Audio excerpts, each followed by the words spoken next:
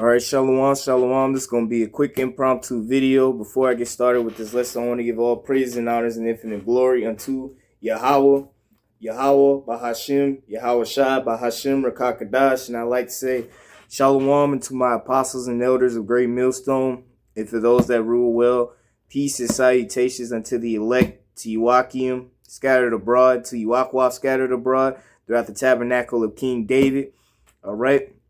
In today's lesson, and shalom to you Israelite foreigners that look like the other nations, but you're in fact Israelites. Your Rui Hachimoras, your Patrick Mahomes, going on forth, going down. Naomi Osaka, you get the point. But today's lesson, we're gonna talk about the MOTB. Now, I know this is going to be a very controversial video. I feel like this probably might be the most controversial, but through the spirit, I just wanted to do a lesson. Honestly, I feel like this video gonna be long, so I'm gonna try and put clips all together. But y'all see what Donald Trump is doing. Y'all see he signed the Genius Act, and they're getting rid of the dollar. Okay, and obviously those that understand, man, that Revelation 13 is about to come to pass. But I wanted to bring this scripture out because, see, this is what they're trying to do. All right. This is Genesis chapter 11 and verse 1. And the whole earth was of one language and of one speech. And it came to pass as they journeyed from the east that they found a plain in the land of Shinar, and they dwelt there. And they said one to another, "Go to let us make brick, and burn them thoroughly." And they had brick for stone, and slime had they for mortar. And they said, "Go to let us build a city, and a tower whose top may reach unto heaven. And let us make a name, lest we be scattered abroad upon the face of the whole earth." And the Lord came down to see the city and the tower which the children of men builded. And the Lord said, "Behold, the people is one, and they have all one language, and this they begin to do. And now nothing will be restrained from them which they have imagined to do. Go, to let us go down and there confound their language, that they may not understand one another's speech." So the Lord scattered them abroad from thence upon the face of all the earth, and they left off built the city. Therefore is the name of it called Babel, all right, or Babel, because the Lord did there confound the language of all the earth, and from thence did the Lord Yahweh scatter them abroad upon the face of all the earth. Because remember, this is what Nimrod was trying to do. Nimrod was trying to build the Tower of Babel, okay? And it all goes back to Nimrod, all right? It all goes back to them pagans, all right? It all goes back to them Canaanite Satanists, okay? Okay, and they're here, and listen, these secret societies, from your 33rd degree Freemasons, your Kabbalists, your Ordo Templi Orientis, your Lucifer Trust, okay? Your Rosicrucians, man, or and your Church of Satan's, man, they're trying to bring back the Tower of Babel again, man, through this artificial intelligence, through this RFID B system, or the radio frequency identification, all right, microchip, okay, and it's gonna be in your right hand, all right. They're gonna put it in your right hand, okay, or in your forehead. You understand? So remember what happened during 2020, during the you know what, and then they had all them DMC, Juvenile, promoting the people to get the you know what. They're gonna do the same thing when this RFID microchip rolls out. They're gonna have these same celebrities. They're gonna promote the RFID microchip to you people, and it's going to happen. And yes, the RFID radio frequency identification chip is the mark of the beast, man. Okay? And all your secret societies are behind it. It's called Agenda 2030. And notice the scripture said it's all of one. Because see, this is what y'all got to understand. Y'all got to understand, in order for them to get rid, to do away with the old, they got to create this chaos. That's why they got the motto, order out of chaos. So in order for them to bring in that's why they call it the New World Order. Because in order for them to bring in the new, they got to get rid of the old. You understand? They got to get rid of the old government. So that's why they want people to revolt. Now, truth be told, I am against, you know what I'm saying, the government but in these secret societies. But y'all got to understand, man, that the government and the elites, they're playing chess with you, man. They want y'all to revolt, man. Okay? Because the Lord is going to destroy it anyway, man. It's all through the spirit and power of Yahweh Bashem Yahushua. And truth be told, I'm all for it, man. I'm all for the destruction of Babylon the Great, which is America. But this is what y'all got to understand. Y'all got to understand that the elites are doing this by design. Okay? Y'all got to understand that, you know, through the left-handed side, man, because we all know the Lord is doing this so he could destroy this place, because that's why these devils are doing what they do, because they know they got a short time, man. You understand?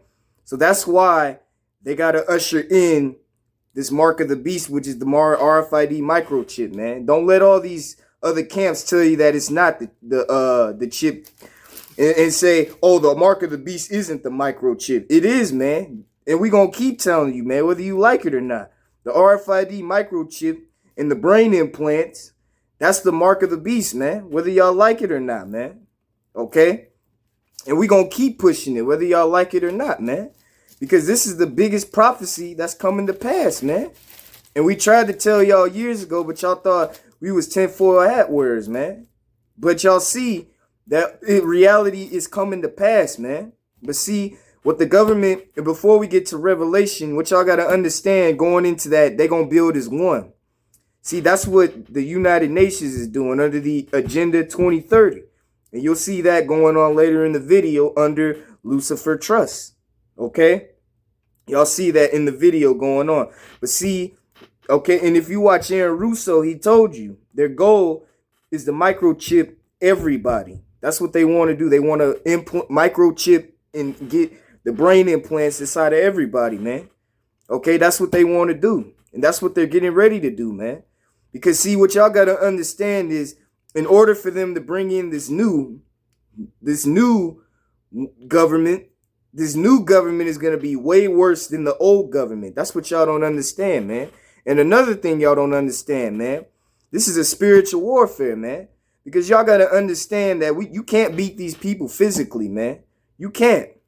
Because they deal with high demons, left-handed spirits on high level, man. Okay? The scriptures tell you we wrestle not against flesh and blood, but against principalities in high places, man. Okay? You can't physically fight a demon, man. You can only beat them spiritually, man, with the word.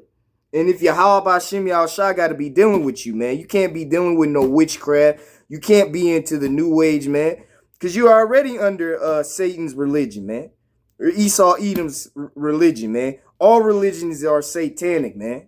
Okay, and all religions, Christianity, Buddhism, Hinduism, Wicca, witchcraft, Church of Satan, you know, the Freemasonry, Kabbalah, OTO, you know, Scientology, and Rosicrucians, you know, the Theosophical Society, man.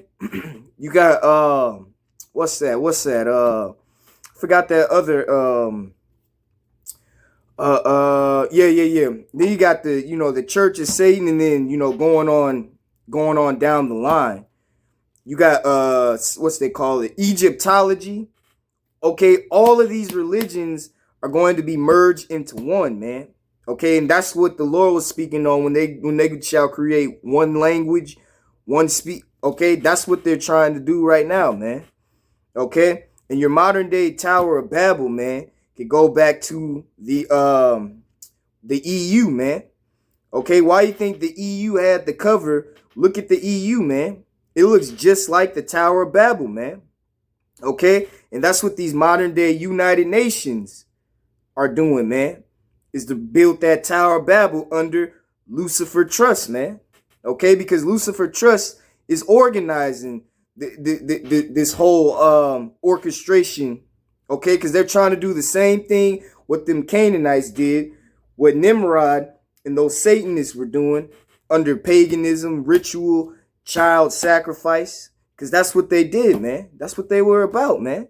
Okay, they were against Yahweh Ba'Shem Yahushua, man. And they're trying to do the same thing today, but under the RFID microchip, man.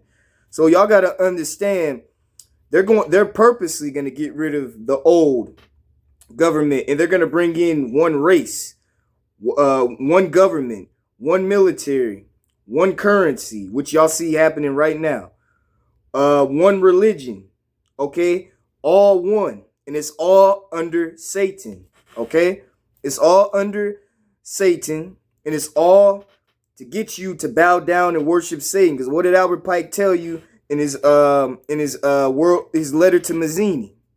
They're gonna usher in the pure the last and final thing is they're gonna usher in the pure doctrine of Lucifer. That's what they're doing. And later on, you'll see in the video who's organizing this cryptocurrency. Okay, the Satanists are. They told you years ago, man. The Satanists are the ones behind this, man. When I told you about Lucifer Trust, okay, they all worship Satan, man. Okay, but y'all gotta understand, man, that all these people that's gonna end up, because that's the whole purpose. They want these people to rile up. They want a civil war because they told you in the movie what's gonna happen. A civil war is coming because they're the ones doing it by design, man. So they can usher in that Tower of Babel again, because that's what they're doing, man. Okay, and that's why Trump signed that bill. He's a part of the New World Order. We already went. He's trying to usher in what the Kabbalists want. The same thing them Satanist Kabbalists want. They're trying to build that Tower of Babel, man. Okay? That's what these Satanists do, man. They're not about the Most High Yahweh Ba'Shem Yahushua, man. They're about Satan. Okay? But later on in the video, man, y'all gonna see how your secret societies, okay, and how all these elites at the top, they're the ones orchestrating this RFID microchip, man. And if you take it, you're gonna be destroyed, man. All right? Now let's get Revelation, the 13th chapter, man. All right? It's Revelation chapter 13 and verse 16. And he causeth all, both small and great, rich and poor, free and bond, to receive a mark in their right hand or in their foreheads, and that no man might buy or sell, save he that had the mark of the name of the beast, or the number of his name. Here is wisdom. Let him that hath understanding count the number of the beast, for it is the number of a man, and his number is 666. Okay? You won't be able to buy or sell. And when you look at that barcode, when you scan it, those letters translate to 666, man. So if you get that it's a RFID microchip, the size of a grain, man. Okay? Okay, that is the mark of the beast, man. Okay, that radio frequency identification microchip. And they're going to put it in your right hand, or they're going to put it in your forehead. And don't take it. This is what's going to happen if you do take it. All right?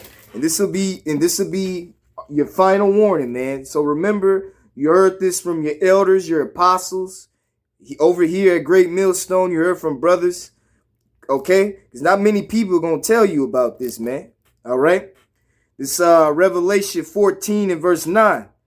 And the third angel followed them, saying with a loud voice, if any man worships the beast in his image and receives his mark in his forehead or in his hand, the same shall drink of the wine of the wrath of Yahweh, which is poured out without mixture into the cup of his indignation.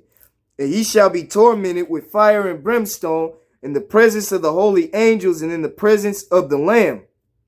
And the smoke of their torment ascendeth up forever and ever, and they had no rest day nor night who worship the beast and his image, and whosoever receiveth the mark of his name. So if you take that RFID microchip, man, you're going to be destroyed in the lake of fire, man. Here in America, you're going to be tormented forever and ever. especially when they turn that 5-6G towers up, boy, you fucked. So at the end of the day, man, you better stand for Yahweh Bashim Yahushua. Think of Shadrach, Meshach, and Abednego, man.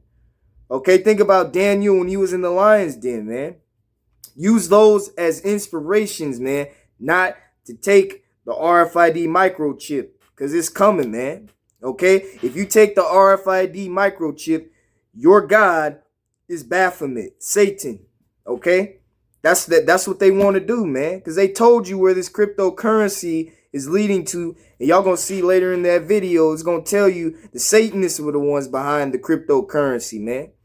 But see, they call us crazy conspiracy theorists, right? These same Satanists, these Luciferians, Satanism people, they're trying to usher in the Tower of Babel, man. Okay, it's nothing. None of this stuff is all right. And the scriptures tell you nothing is new under the sun, man. All right, they were doing it back then. They're gonna try it again. All right, now is it gonna work? No, of course it's not gonna work. Okay, they're trying to build the Tower of Babel to stop you, and it ain't gonna work, man. Because Yahweh Bashim Yahushua, he's gonna do the same thing of what he did back then, man. He's going to do the same thing today, man. He's going to stop that Tower of Babel that they're trying to build, man. Okay?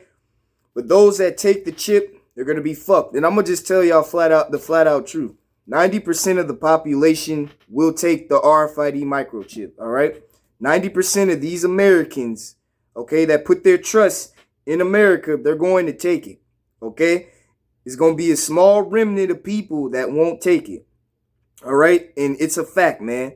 Okay, when shit gets real, all right, when there's no food, when there's no water, when they shut down all these stores, when they have no food, no water, and it's to a point where the pressure is gonna be on, whether it's on the father or whether it's on the mother to feed their children, feed his wife, you know, he's gonna be obligated and forced to take the chip, man. And they're going to be pressured into taking the chip, man. See, a lot of y'all ain't ready for this, man. See, people say that they are until it happens, man. Okay, I'm going to tell y'all the flat out truth. And then, you know, it's not out of boasting, man. Okay, it's just fact, because the scriptures tell you it's only going to be a remnant of people are going to make it out, man. Okay, so that's why I'm telling y'all don't take it. But I'm telling y'all, majority of the people in the world will take it, man. Okay, all these people that are going to Africa thinking they're going to be safe, they're going to be the main ones taking it, man. Thinking that's the homeland. Oh, I'm safe. They're going to be in Thailand thinking that everything's all good. They're going to be the main ones taking it, man. And those that don't put their trust in the Lord, all right, put their trust in the system, they're going to be the main ones taking it, man. All right. But anyway, man, I hope this video will be edifying. And I just want to say, Shalom. And I hope y'all enjoyed the video. Shalom to my apostles and elders. Great millstone.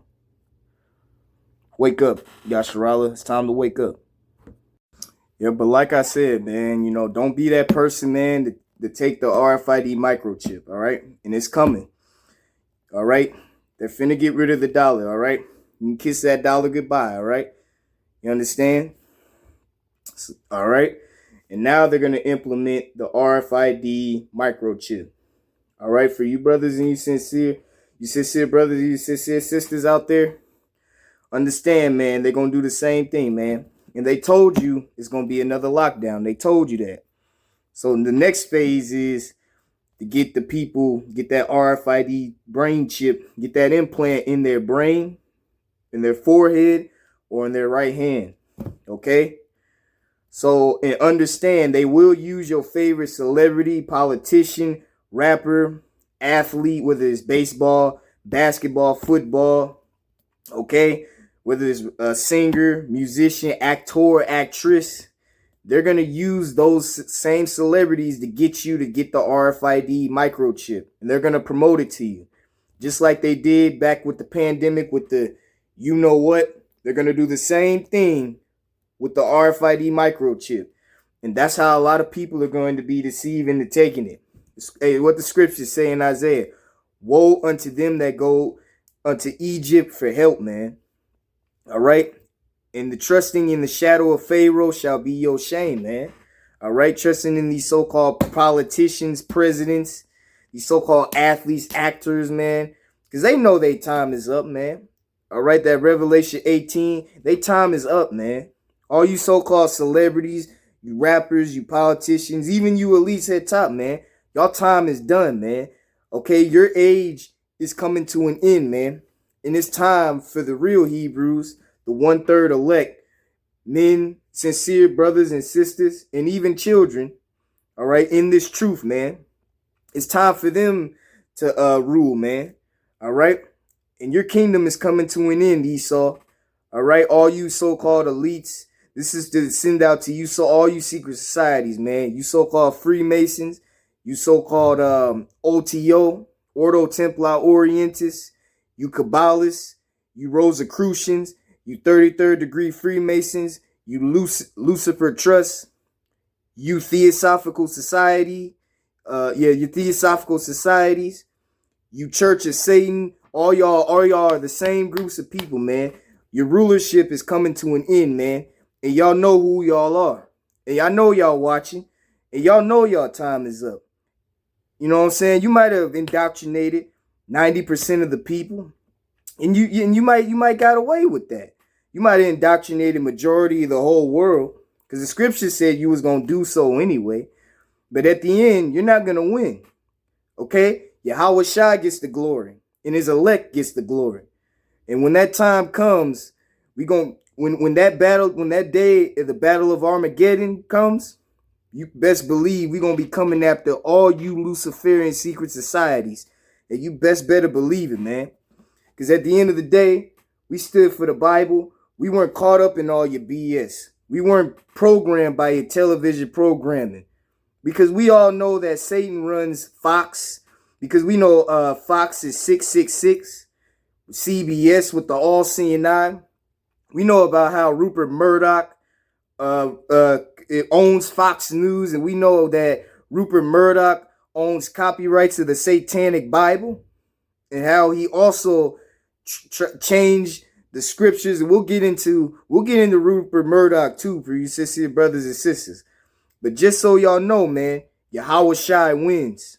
All right, he gets the glory, the praises, and the honor, man. And you Luciferians, man, will be taken down, man. You best better believe that, man. All right. And at the end, the righteous wins. At the end of the day, and you Luciferians, y'all gonna lose horribly, man.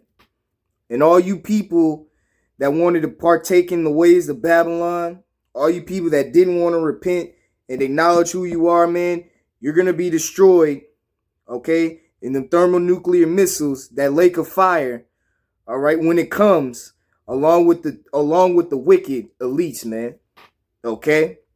But understand, man, that Yahweh, that Yahweh Ba'Hashem Yahweh Shai, man, he wins at the end of the day, man. This is his movie. This is his show, man. This is how he operates it, man. This is how he wants it.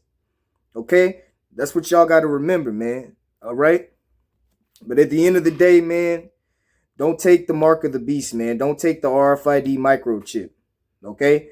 And like I said, there's going to be a lot of people. Unfortunately, yes, it will be 90% of the people in America. Yes, they will take it.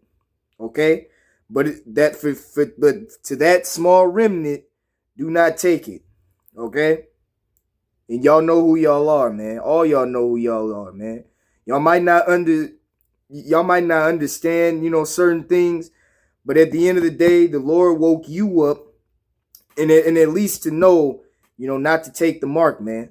All right, the mark of Esau, Edom, or the mark of the Antichrist. Because we know the scriptures say it's many. And I just gave you, all the Antichrist people, man. All right. I just told you who they were. All right. All of them are working together against us, man. All right. What the scriptures say in Psalms, they conspire. Why do the heathen rage? They conspire against us, man. Okay. So that's what y'all got to understand. And like I said, man, I hope y'all enjoy this video again. I'd like to say shalom to my apostles, my elders, great millstone, shalom to you elect, to you Akim, you Akwat out there scattered abroad. And I would like to say, Kwam Yasharala, man. All right? And make sure you know who you are according to the Bible. Babylon the Great, which is America, will be destroyed by thermonuclear missiles. Just like in the times of Sodom, and just like what happened to Sodom and Gomorrah, the Lord is going to overthrow America. All right? And when you see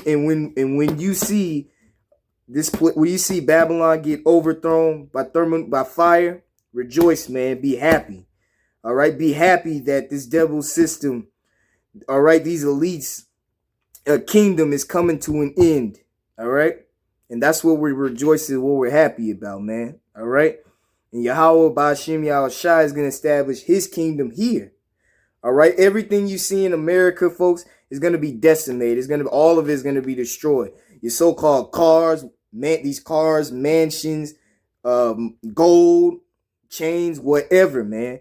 These stadiums you see, the malls, all of that's going to be destroyed, man. These city buildings, all of that's going to be decimated, man. Okay?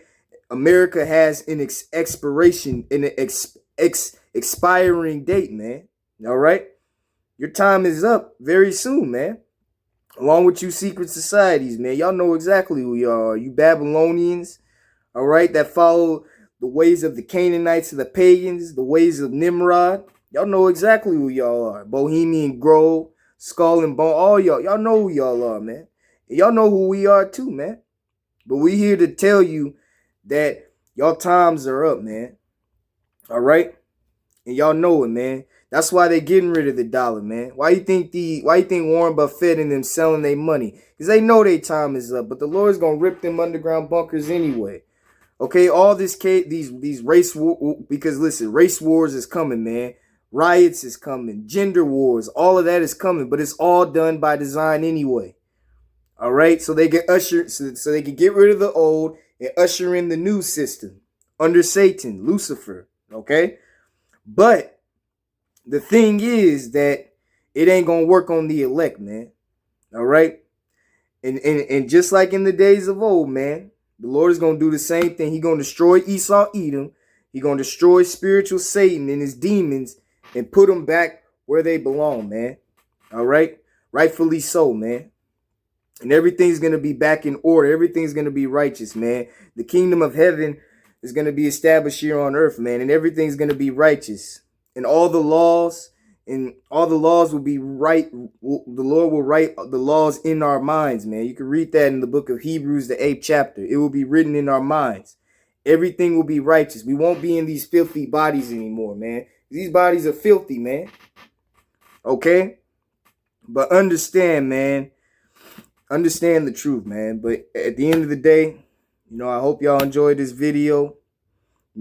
Like, share, subscribe, do whatever you want to do, man. But anyway, man, I hope y'all enjoy the video. And these are but just so you can understand, man, that hey, man, you gotta gotta be sick of it here, man. Hey, man, just be happy, man, when this place gets destroyed. All right. And when it all crumbles, because that's what we're seeing right now. Be happy and rejoice that's happening, man. All right? So with that, I'll say Shalom and Kwam Yasharala, man. You know what I'm saying? Enjoy the video. All right, folks. So as y'all can see, here's the Tower of Babel. All right there so you can see it. And then there's the EU. The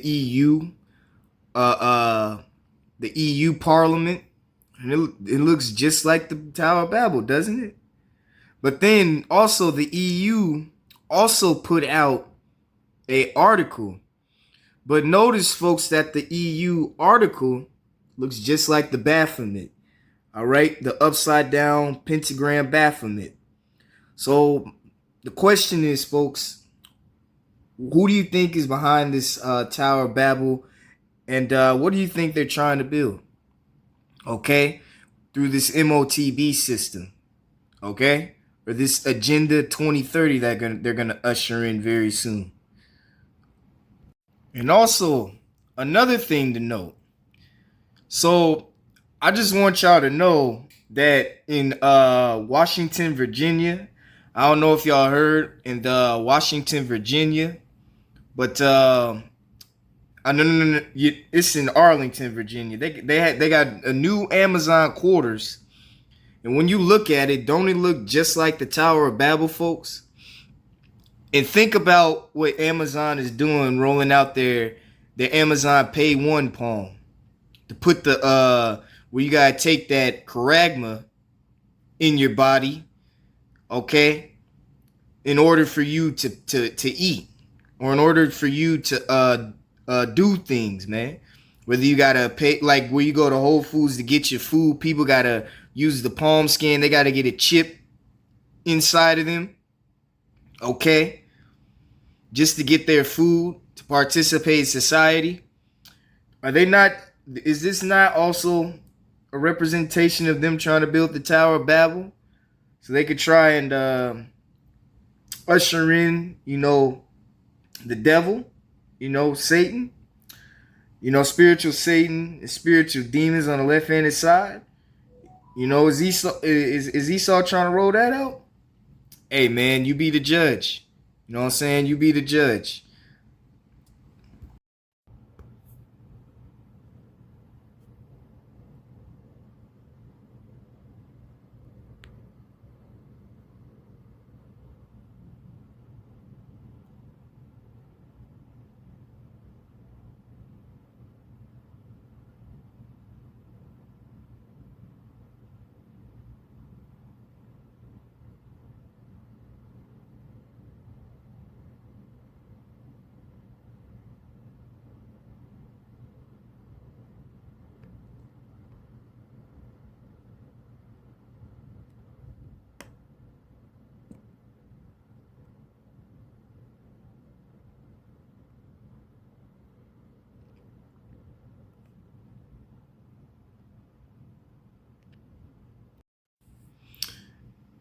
And folks, here's an article that was done back in 2015. So I just want y'all to just keep in mind who's really behind the Bitcoin, so they can usher in you know the MOTB.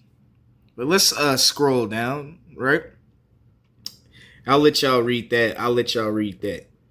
Satanism and Bitcoin has a lot in common. For starters, both are found on ideas of openness and empowerment.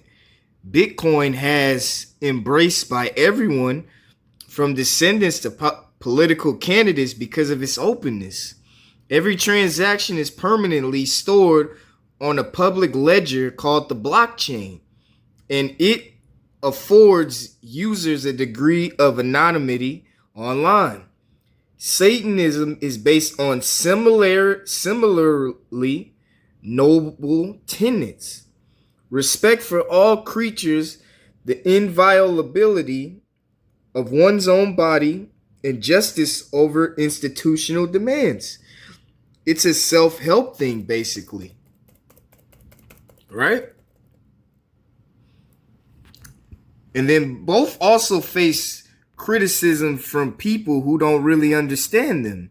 Some radical corners of the Christian community have even conflated the two, claiming that Bitcoin is the mark of the beast, or some such. It makes perfect sense, then, that the Satanic Temple, the organization that responded to the statue of the Ten Commandments being erected at the Oklahoma State Capitol with the lawsuit in the bronze statue of Baphomet, a pagan idol, would warm up to the cryptocurrency. Yeah, you think? As of Tuesday night, the Satanic Temple's Detroit chapter is accepting Bitcoin to fund its operations just in time for Wagpuk Shnat, which is a satanic holiday that they celebrate. Okay, these pagan traditions, Christmas, Easter, all of it is the same thing, folks. That your Christian churches celebrate, by the way. Satanist holiday that fall on April 30th. To find out why Satanism and Bitcoin go so well together, we call it the Satanist Rob Konsdorf, the crypto consultant for the Satanic Temple or the Church of Satan. And this is what he said. The Satanic Temple is fully volunteer-based. There's no revenue. Streams so the temple relies on donations to fund events, print filers, hire consultants for legal staff, and basically everything that the Satanic Temple does is funded through donations because there's no membership due. Anyone can join for free. There's no monetization with the temple, so accepting cryptocurrencies like Bitcoin, we intend to accept other cryptocurrencies to give us the ability to reach out to more people and give them more options for donating if they don't want to link their identity. Cryptocurrency is empowering. And the Satanic Temple, how much do you know about Satanism? I know a little, but go on.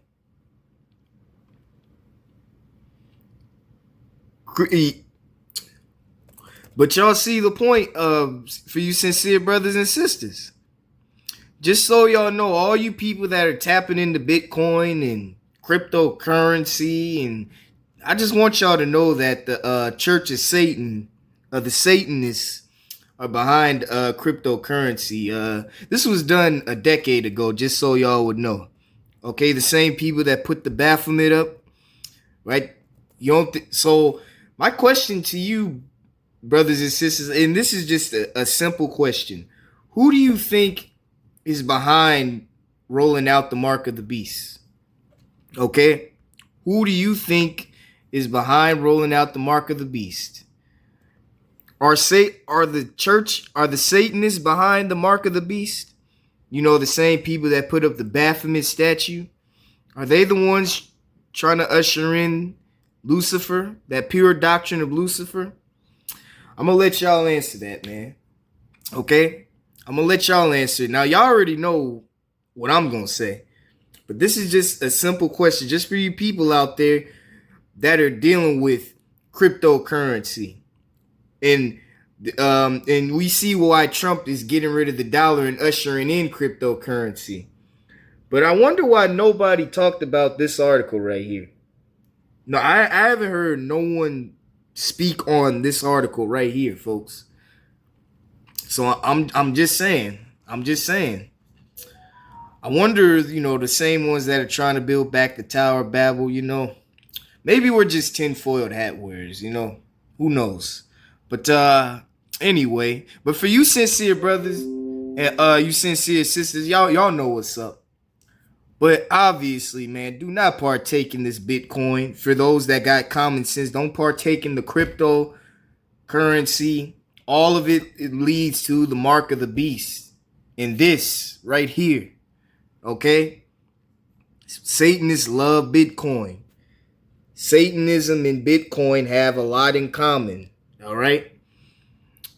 This will be my last time speaking on this, but we'll go on.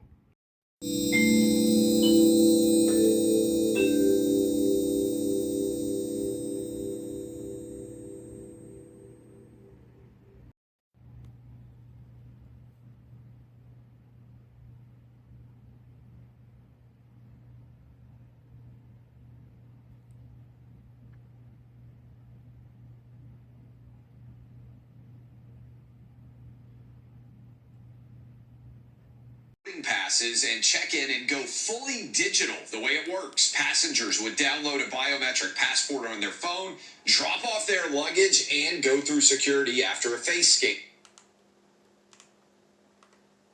And check in and go fully digital the way it works. Facial recognition and getting on and off of an airplane.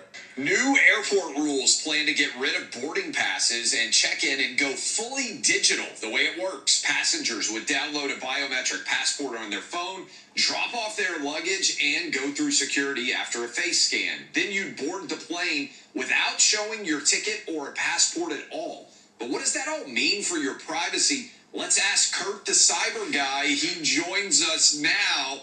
Katie on the staff here went through, she said in Dubai, they just looked right at her, boom, she goes in. So this is happening some places already. Should we be nervous? I mean, that feels kind of like a pretty big step.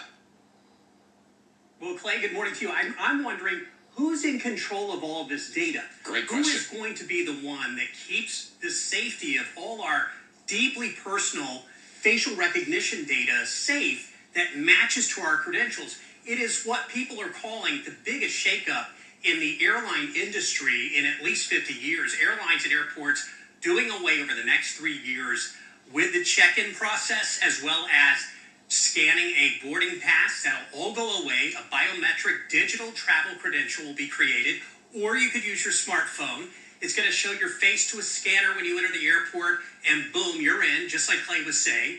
And this is, this digital travel credential will carry everything. It'll have your passport on it. It'll have your driver's license on it. It'll have your ticket on it. And it'll also understand your flight information to know if you're in the right place at the right time. Well, this is expected to radically shorten the amount of time you need at the airport. But again, a lot of questions about who's going to be in control of this data.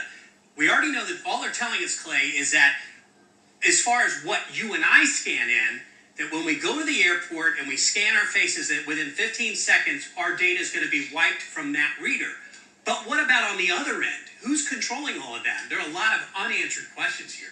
Kurt, I also expect, because every single day it seems like I open up a news app and data has leaked. You're saying that that would be scrubbed in 15 seconds. I think a lot of people out there watching are asking the question, really? Because it feels inevitable that all of this highly sensitive data would at some point get scrubbed, get taken, get scanned, and end up in the wrong hands. Am I crazy for this to worry about it? I don't think so. Well, the world has been really bad at tracking all of this stuff, Clay. I think you're right. And the fact is, I don't know who's been determined to be in control of this data. And if it's a universal thing from the UN, and I don't know if many people know this, but, the UN dictates a lot of what happens when we fly. And they're the ones that are behind why we have the universal language or the global language at airports is English. So they also determine these sorts of things. Tower of Babel. Store, you have to pay to get inside, and then when you pay to get inside, you gotta pay to get whatever you want. Miss, why I gotta pay to get inside the store? What type of shit is this? What's going on? Why I gotta pay to get in? I'm from Montana. In Montana, we don't gotta pay to get inside the store. What's New York? What's this about? Like, if I tie my card, is it gonna open? How you gotta pay to get inside the store? I've never seen a store where you have to pay to get inside, and then when you pay to get inside, you gotta.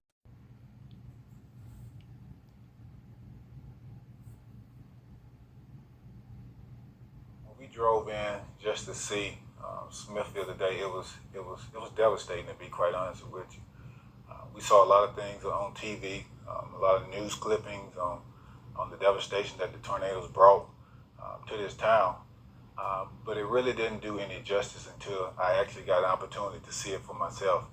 My heart goes out to the people here in this town and surrounding towns that were affected by this tornado. When you actually see homes destroyed, months beforehand, that was actually a trailer park. You couldn't really imagine that would actually be a trailer park, and it was all gone because of the tornadoes.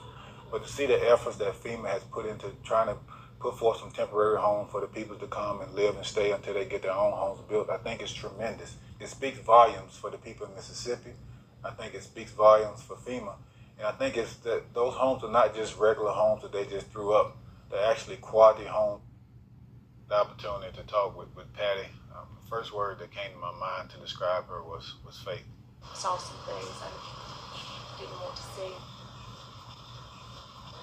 And looked up, just started screaming my husband's name.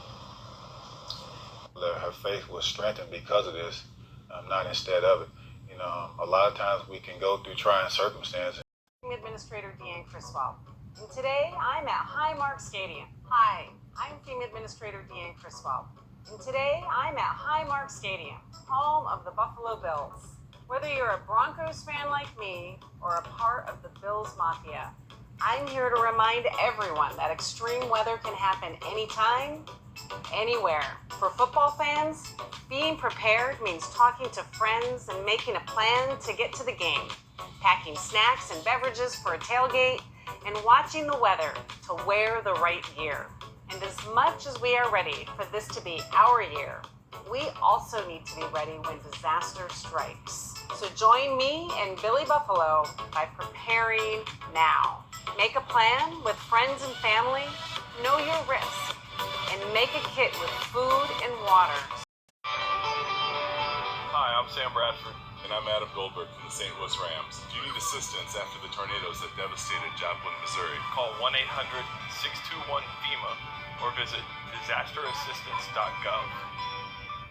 The NFL and FEMA designated this building as one of the 4 stadiums that have been chosen as mission-ready venues for emergencies and disasters. I think that's a good idea. I mean, if we have the local space for it, why not use it for emergencies? The space on the North Shore has been used before during an emergency. In 2021, Acrisure Stadium was a vaccine clinic site during the COVID pandemic. FEMA Regional Administrator David Warrington says the idea is to use these venues as well as the spaces around them to fill a variety of needs. Those mission sets could serve a population, serve as in a response really before, during, and after a disaster. So things like large parking lots, tremendous parking lot spaces could serve as generator staging bases. Acrisure has been given this special designation along with MetLife Stadium in New Jersey, Lumen Field in Seattle, and Raymond James Stadium in Tampa. And the Steelers say they're honored to have one of the first stadiums that fit the criteria FEMA was looking for. They are typically have good access to a major airport. They would be proximate to hospitals. They would have options for public transportation and other transportation assets nearby. One of the reasons the NFL reached out to FEMA 2 years ago was because sporting venues can house large numbers of people if the unthinkable happens, as the Superdome was used in New Orleans after Hurricane Katrina nearly 20 years ago. Thousands of people went there and really brought up some serious questions about FEMA and their response to it, but if they didn't have that place to go to, I think a lot more people would have done. Now, Acrisure Stadium and the 3 other stadiums that we mentioned are just the beginning of this project between the NFL and FEMA, and the long-term plan is to have all 30 NFL venues designated as mission-ready, as well as stadiums and arenas for other professional teams. Before we go to North Shore, Obviously, at the beginning stage, I know it's been around for a while, but from a mass awareness perspective, understanding how this is going to be a part of the next generation of how they think about financial opportunity, access to that, and I'm curious about it. I'm involved in it, and understand. There's a big community right now that is excited about what this will mean for democratizing the financial institutions and how we do things. I think and look at that, folks. He got the 666 as his hat. So who do you think he's promoting? Folks, not only he's letting you know he's promoting the mark of the beast. He's got the 666 on his hat, and look at what he's pushing for. Come on, man. Y'all better wake up. The world's leading expert on cryptocurrency. I'm not. He's not making pasta, he's printing crypto. No. He mines Bitcoin from a giant block of ice. Definitely not. Okay, quit messing around, man. Give me some tips on crypto. No. But you are an expert, right? No, I'm not an expert, and I don't need to be. With FTX, I have everything I need to buy, sell, and trade crypto safely. Can you at least teach me how to shoot free throws? Into crypto with FTX, right? We're providing gives 360-degree access to the crypto markets with the ability to trade everything from alts to DeFi. I believe I'm in, but still hate you. Understood. Take care. Best of family. Is he in? Yep. Did he say he hates you? He did. Even on the phone, that guy sounds handsome. FTX, that's the crypto app, right? Now it's for all kinds of investing. It's better. I like better. Because the best are never done getting better. Even if it seems a little much. Steph Curry, the world's leading expert on cryptocurrency. I'm not. Crypto with FTX, you in?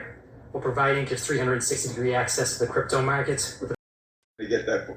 We got it back, so I got it back. Yeah. There's a lot of negotiation in order to get the ball back. Is the ball in Canton, or have you made it into an NFT? Talk about what the ball is.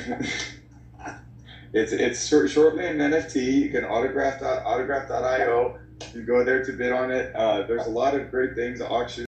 We're providing gives 360-degree access to the crypto markets with the ability to trade everything from alts to DeFi. I believe I'm in, but still hate you. Understood. Take care. Best of family.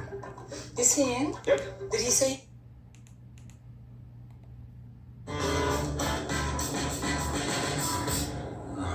Yeah, trade. We're telling everyone. I heard she wants to be in LA. Y'all two, go. I'm here in Denver. I give you the new city hall. Take that, Tampa. Cordless headphones. You can watch movies through your phone. And y'all got electric cars. Yeah. The future is crunk. Anything else you want to know?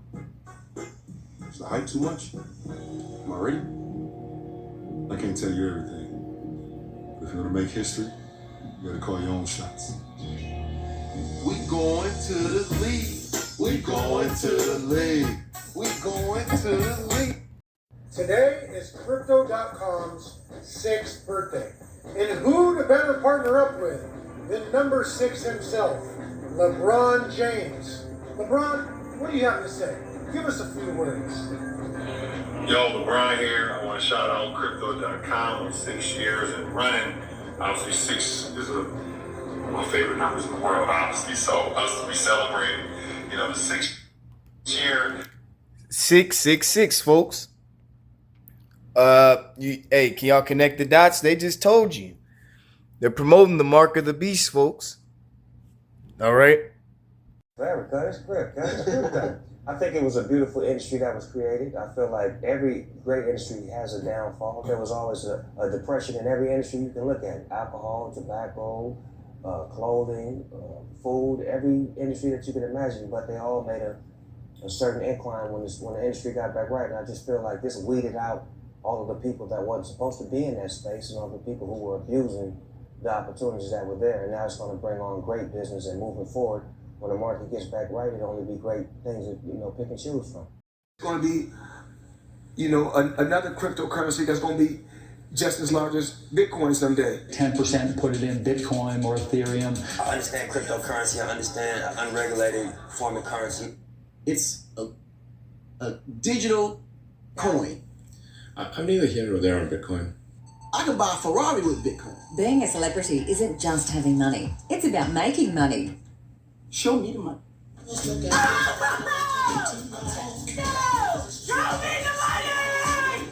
A lot of celebrities often become entrepreneurs and investors as a way to invest and expand their massive fortunes. Fun coupons! I need more money. What do you do with all this money? I mean, do you actually use it? I mean, are you using the cash? Cash is king. And that's why so many actors, athletes, and musicians end up crossing into the cryptocurrency world. So today, we'll be looking at 3 celebrities that you probably had no clue were into cryptocurrency. But before we get started, make sure to hit that subscribe button and give this video a thumbs up. Ashton Kutcher. Known best for playing Kelso on That 70s Show.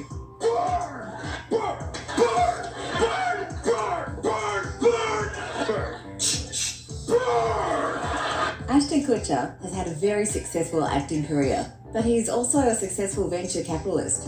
In 2013's TechCrunch Disrupt conference, Kutcher said that Bitcoin was becoming more relevant and that targeted hacks in wallets and exchanges were proof of that. Ashton stated that even the rampant use of Bitcoin for buying ammo and drugs validated the currency. The Bitcoin revolution that's taking place, I think the fact that you can buy drugs and ammo with it is actually a validator of the currency itself. However, back when he first considered investing in Bitcoin, his wife, Mila Kunis, told him that it sounded like a horrible idea. He's like, there's this thing, it's like mining for money. It's called Tough. Everyone okay? The controversial YouTuber and boxer, who has 20 million subscribers, has been a long-time fan of Bitcoin and more recently has shown support for the newer cryptocurrency SafeMoon on Twitter. Jake Paul has also been a big supporter of Elon Musk's favourite crypto, Dogecoin. He told Forbes magazine that crypto is the future and that he's constantly speaking with his friends about it.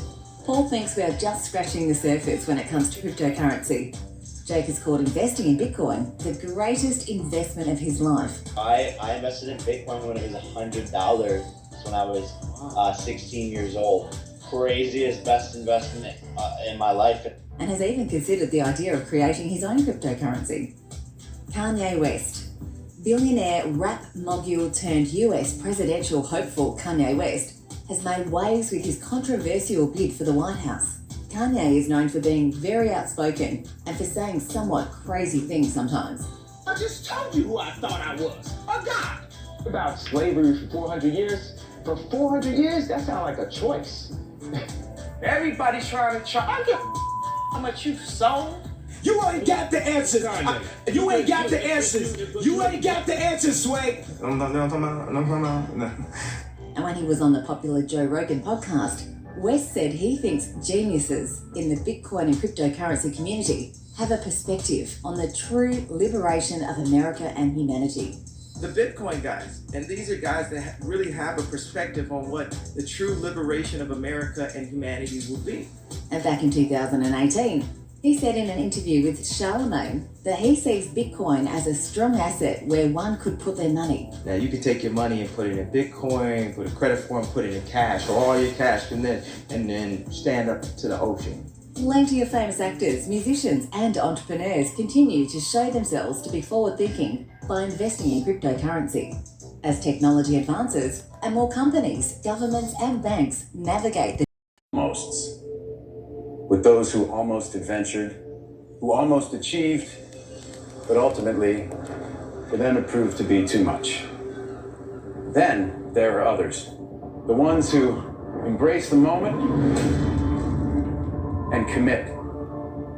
And in these moments of truth, these men and women, these mere mortals, just like you and me, as they peer over the edge, they calm their minds and steel their nerves with 4 simple words that have been whispered by the intrepid since the time of the Romans. Fortune favors the brave. And notice he said the time of the Romans. Go back to the Roman Empire, folks. Interesting. What is this artwork? Comedian by Mauricio Catalan worth $6.2 million. What? Whoa. That's a $6.2 million banana. Are you kidding? We need to find you another banana. Bananas. Gentlemen, What a place you have. who eats art? I think you're supposed to say, hey, Meta. Like, hey, Meta, who eats art? And then Meta would say, Chris Pratt. Hey, Meta, call my lawyer. People say the metaverse will only be virtual. One day, this lecture hall will be made of code. And though they're virtual students, what they'll learn together is real. A surgeon will be able to practice as many times as needed in the metaverse before laying her hands on a real patient. These students aren't really back in 32 BCE, but they can still watch Mark Antony debate in ancient Rome. The metaverse may be virtual, but the Wow, you can't make this up. You cannot make. You put on your glasses or headset and you're instantly in your home space. It has parts of your physical home recreated virtually. It has things that are only possible virtually. And it has an incredibly inspiring view of whatever you find most beautiful. Hey, are you coming? Yeah, just gotta find something to wear.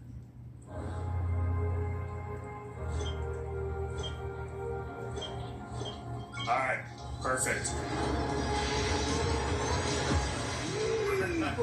Oh, hey, Mark. Hey, what's going on? Hi. What's up, Mark? Whoa, we're floating in space? Who made this place? It's awesome. Right? It's from the creator I met in LA. This place is amazing. Boz, is that you? Of course it's me. You know I had to be the robot, man. I thought I was supposed to be the robot. Whoa. I knew you were bluffing. Hey, wait. Where is Naomi? Let's call her. We deal you in? Sorry, I'm running late, but you've got to see what we're checking out. There's an artist going around Soho hiding AR pieces for people to find. 3D street art? That's cool. Send that link over so we can all look at it. This is stunning. That is something. It's awesome. I love the movement. Wait, it's disappeared. This is amazing. Hold on, I'll tip the artist and they'll extend it. Wow. Brilliant. If you guys like it here, I have another room that you're gonna love. Check out this forest room. Huh, let's see it. Koi fish that fly? That's new. This is wild. Hey, one sec, pause. It's Priscilla. Hey, you have to see this. Beast is going crazy. Oh, I love that guy. We've got to show that to the kids. Can you also send that to my dad? So, we're gonna have an astrophysicist in the family. Actually, I have to write this paper. Will you help me? Let's take a closer look. What part of the solar system are we talking about? Saturn. If you were taking astrophysics, you could study in the metaverse. Did you know the rings are made up of billions of icy particles? Really? Look at this.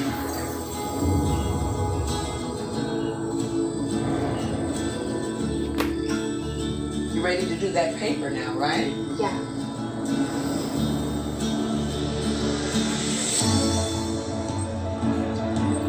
In the metaverse, you'll be able to teleport not just to any place, but any time as well.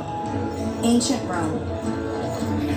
Imagine standing on the streets, Can't make hearing the this shit up. sounds, visiting the markets, Can't make this get a up. sense of the rhythm of life over 2,000 years ago. Imagine learning how the forum was built by actually seeing the forum get built right in front of you. I finished my first workout, I was hooked. Yes. And I've been using Supernatural for 307 days to be exact. Go, Chesney, yes, go. in a row. I'm all about singing and performing and dancing, and I feel graceful when I'm in that headset. Okay, so she's awesome. Yeah, and she was like she was doing this on her own. Did it on her own, wore the real freaking headset, Yeah. using the real actual apps, and now, if I was struggling with fitness, my You know what they say? Don't knock it till you tried it. That's what they say. So we put on our MetaQuest headsets. Harry, are you in? I'm so in already. And we were off. Isn't it cool? Can you read my body language? We first headed to Meta's Horizon Worlds, where some chaos and hilarity ensued. I'm over by the pole now. I don't want to be by the pole hole. How do I get back to my spot? Oh, I see. Well, I'm sick to my stomach now. No, I'm already gonna vomit. Why are you gonna vomit? What's the matter? Hey! Megan Fitzgerald, Director of Product Marketing, stepped in to show us the ropes. Megan, take us someplace. Step 1 is mastering moving through this beautiful space. I'm not sure beautiful is a word that would... This is our plaza. Harry just disappeared. Harry's away. I'm back. With the gang back together, after leaving her Orthodox Jewish community, Hart's become one of the now includes avatars of those celebrities. Our avatars are what we call very hyper-realistic avatars. These are not cartoon characters, they are computer-generated images of the person. Take Jasmine Sanders, for instance, a model and influencer with nearly 5 million followers, and now a nearly identical avatar. Hart says having this digital clone can transform the lives of her clients by essentially allowing them to be everywhere at once, and the lives of their fans around the globe, hoping for a piece of them. Your avatar doesn't get old, it doesn't get sick, it doesn't need to travel, it doesn't have to worry about COVID. Jasmine's Crowdsourcing and sponsorships. Now that we know celebrities are making their way to the metaverse, it only makes sense that advertisers will follow. In fact, they already have. Several brands have already joined the metaverse. To name a few, Nike, Wendy's, Samsung, and Coca-Cola. This means all the usual brand partnership opportunities are alive and well in VR. For example, you could organize a virtual get-together with free participation, where sponsors pay you for audience outreach. Or you could use crowdfunding platforms like Patreon to get contributions from supporters. Hey, I'm right here with y'all. Hey, come here. What time is that? Hey, stop playing, fool.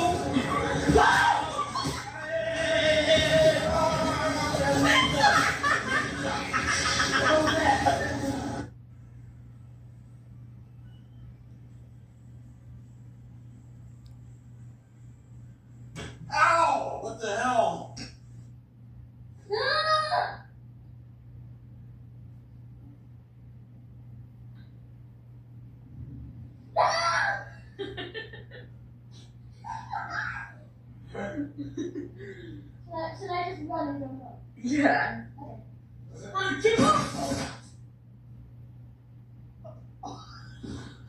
My girlfriend got me a virtual reality gaming set, and this happened. Oh. Am I okay? Oh my god. Oh.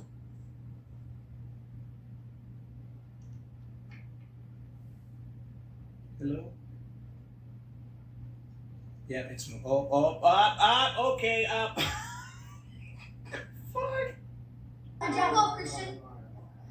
Oh. Hey, is it? Oh, it's not my arm. Oh my god.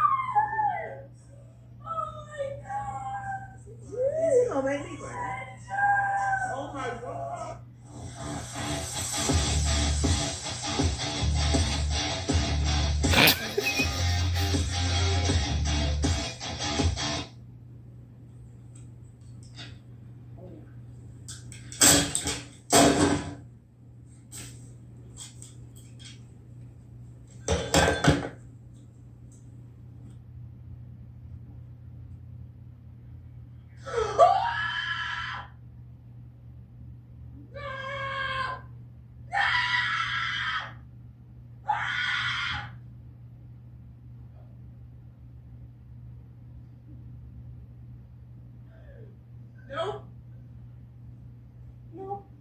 I let my girlfriend play my new Oculus. Big mistake. Hey,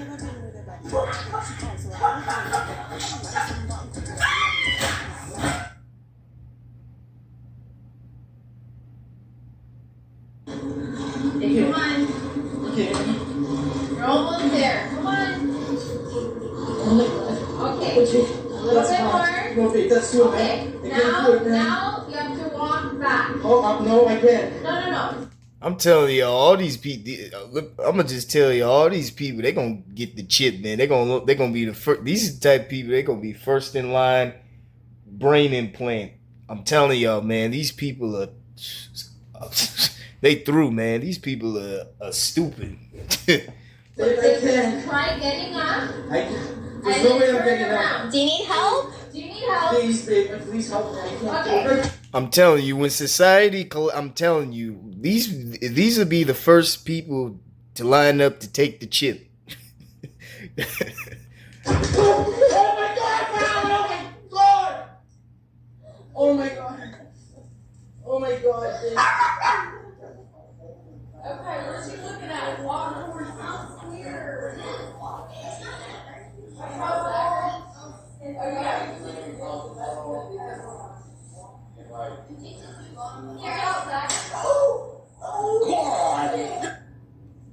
Is that tight? Yeah. Oh. Oh! What? So.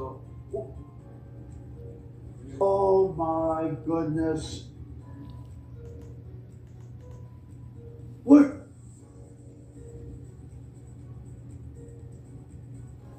Where's everybody? Oh my. This looks like some type of a cave. It's a big round rug. But we're gonna.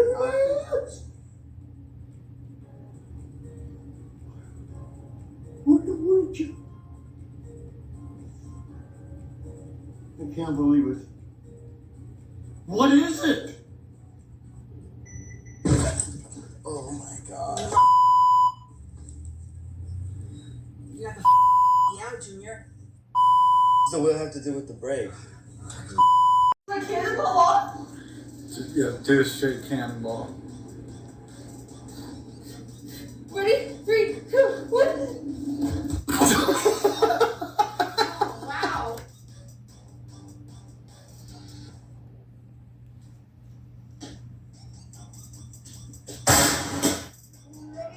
When you tell you touch blood, you don't stop moving your body. You use your hands and your head. Touch blood. Hey, hey! Jeez.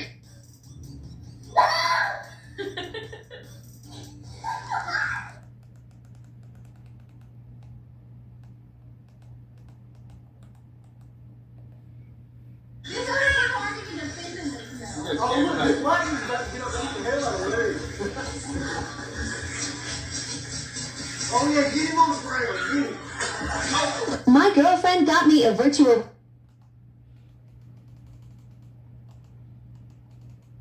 Yeah, these people gonna take the chip, no problem. I don't like it. I don't want to do it. Come on. Do not push me, Bob. No one's near you, I promise you. Do you look out the window on the plane?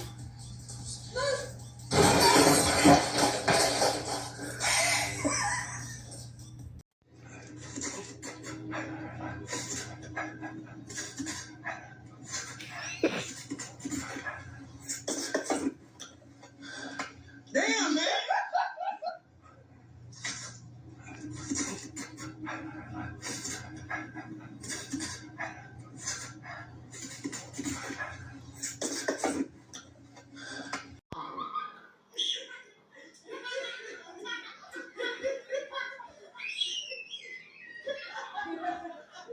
Wait for it.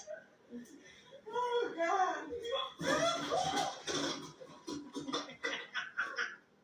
When playing on the Oculus goes wrong. Goes wrong, huh? And the brain dead is strong. Wait for it. Put it on and we gotta see how it looks. You got a real life Gucci bag in Roblox. You gotta walk the runway. Yo!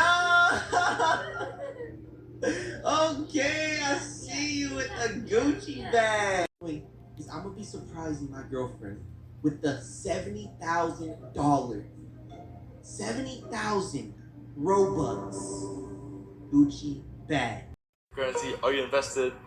Yeah, so I'm a proponent of crypto. I do use crypto, Bitcoin, ETH, the big ones. Okay. I think that chasing crypto pumps is now over. We're not, the bull run's over. The stupid money is gone. I see they launch these coins, and then they start a Telegram community. Everyone's like, yeah, we're all in this together. No, you're not. You're not in this together. If you buy crypto at $1 and then you sell it at $10, someone bought it off you at $10. Yeah. They start these stupid communities so all of you sit there and don't dump so that the developer could dump. Yeah.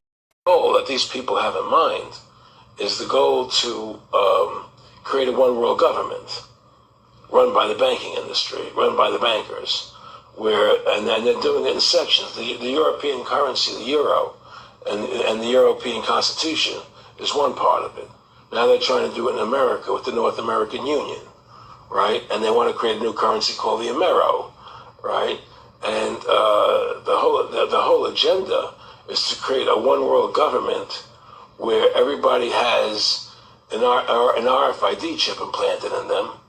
All money is to be in those chips, right? There'll be no more cash. And this is getting me straight from Rockefeller himself. This is what they want to accomplish. And all money will be in your chips. And so instead of having cash, anytime you have money in your chip, they can take out whatever they want to take out whenever they want to. If they say you owe us this much money in taxes, they just deduct it out of your chip digitally. Total control. Total control. And if you're like me or you, and you're protesting what they're doing, they can just turn off your chip. And you have nothing. You can't buy food. You can't do anything. It's total control of the people. And that chip's connected to a database that has your purchasing records, what you do, what you sell. Everything is in there, you know? And so they want a one world government controlled by them, everybody being chipped, all your money in those chips, and they control the chips, and they control people, and you become a slave, you become a serf to these people. And we've been driving that cost down hard because we want a cashless society. It costs us $5 billion for checks and cash to move around our company. You want a cashless society? And we've been driving that cost down hard because we want a cashless society. It costs us $5 billion for checks and cash to move around our company. You want a cashless society? What should be the proper relationship between a chairman of the Fed and a president of the United States? Well, first of all, the Federal Reserve is an independent agency, and that means basically that there is no other agency of government which can overrule actions that we take. So long as that is in place and there is no evidence that the administration or the Congress or anybody else is requesting that we do things other than what we think is the appropriate thing, then what the relationships are don't frankly matter. At the 20th, but already at the 10th or 15th meeting, we will pay, not necessarily with bitcoins, but with other, what they call cryptocurrencies. So the impact of virtual currencies and so on the banking system, we only start now to understand.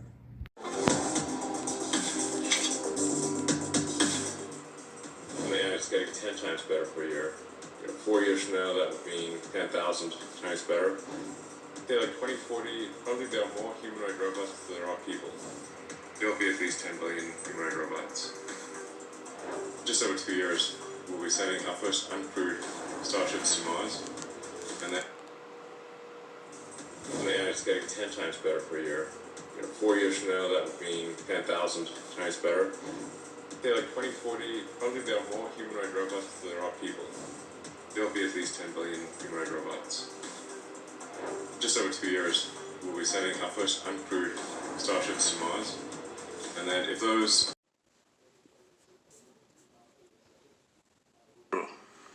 It can be used for good or bad, but in practice, the effect is asymmetric. AI is particularly good at producing instruments of control that help repressive regimes and endanger open societies.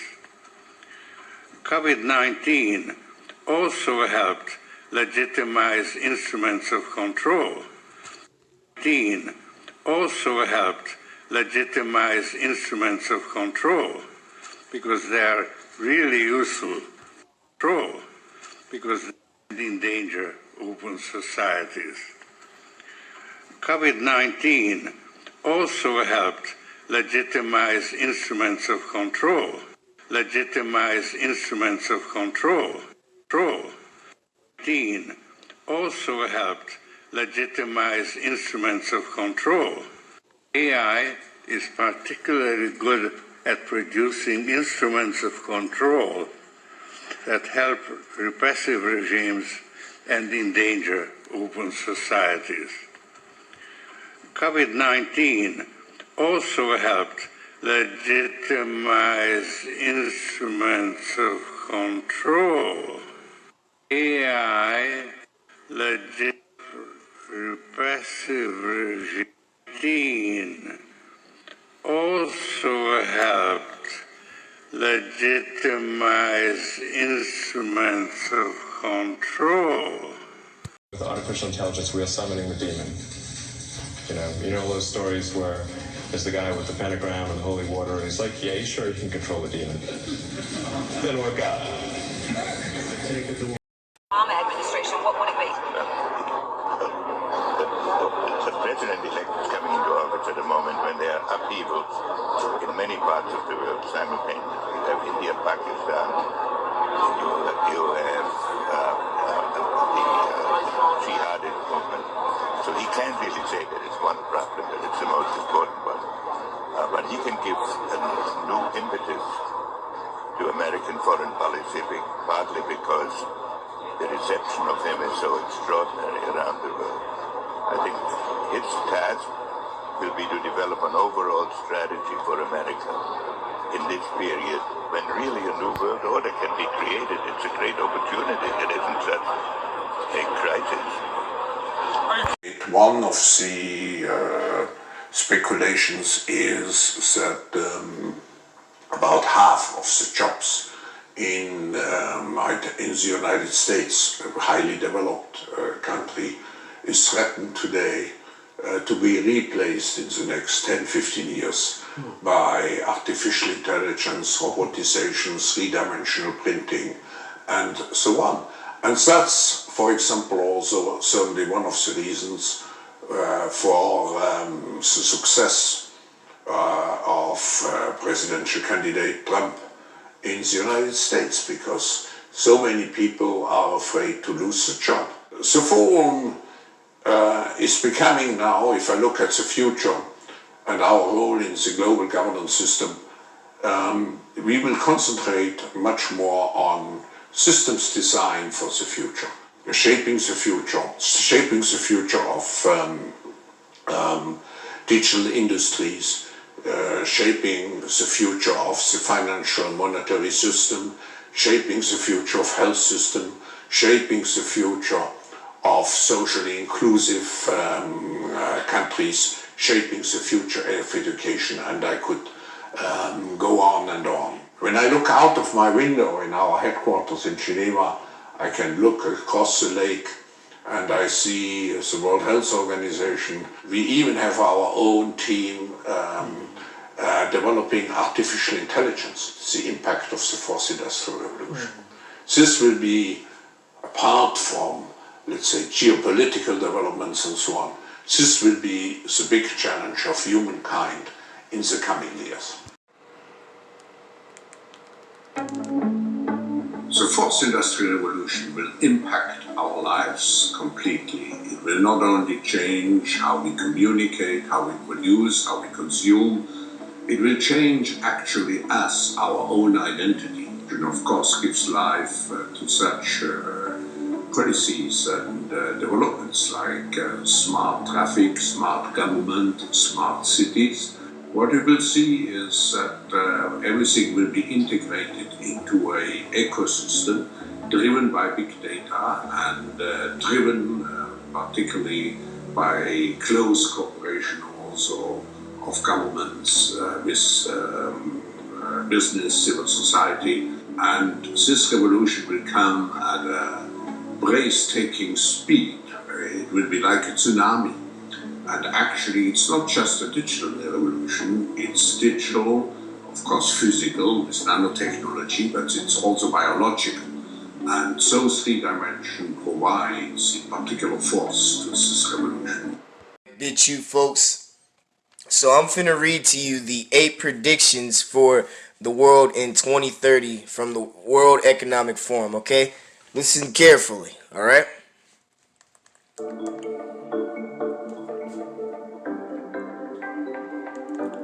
The first one is you will own nothing and you will be happy. With the white guy smiling. That's number 1. Here's number 2. Whatever you want, you'll rent. And it will be delivered by drone. Okay, let's continue. Number 2.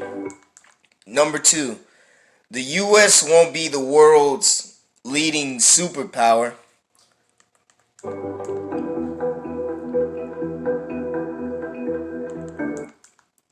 A handful of countries will dominate.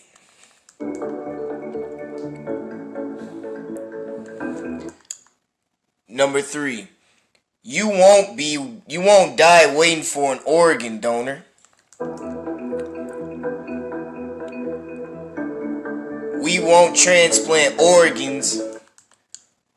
We will print new ones instead. You'll eat much less meat. An occasional treat, not a staple for good of the so-called environment. Look at this. 1 billion people will be displaced by climate change. In translation, 1 billion people will die by climate change. That's what displace means. They're gonna kill you, basically. And that's number 5. This is I'm reading to y'all what the Economic Forum said. You can't make this stuff up. You can't. This is a must share too. Alright, let's continue.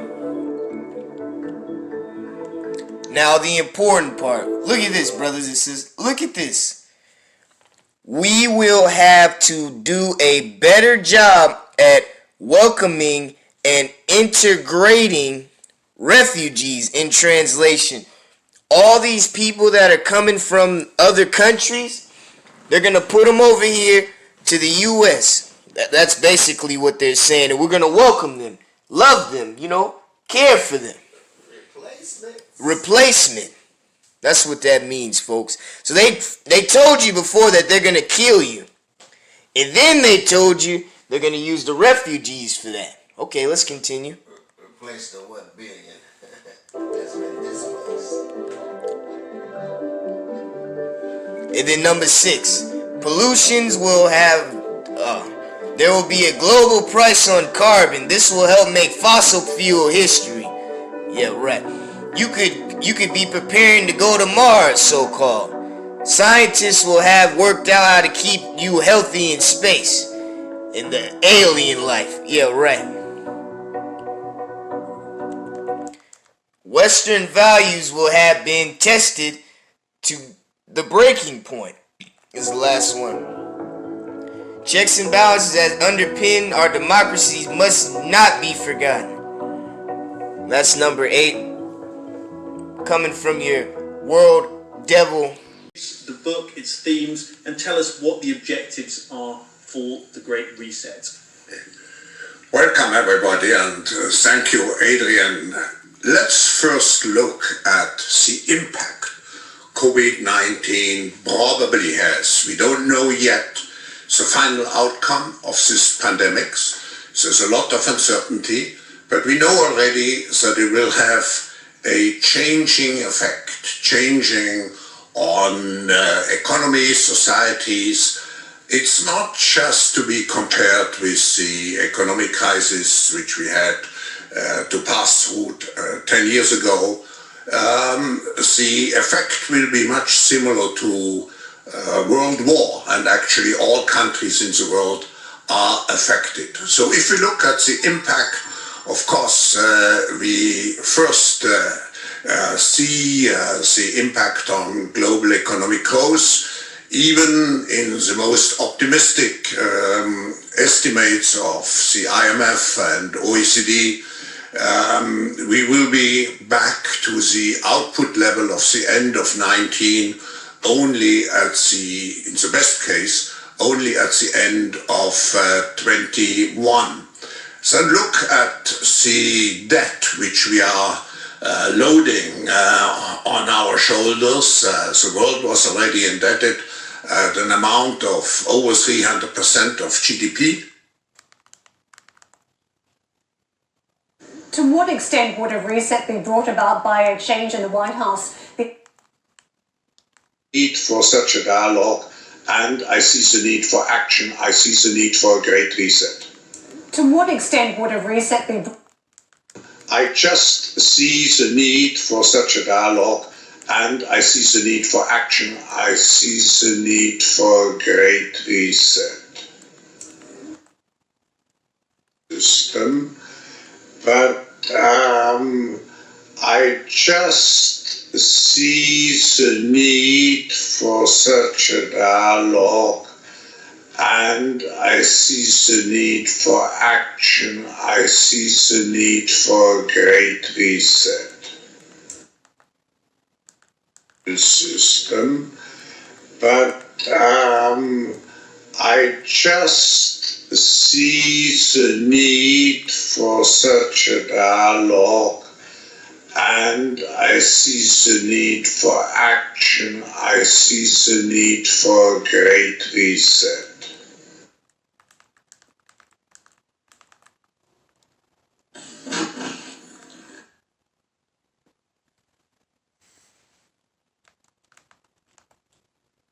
Our world.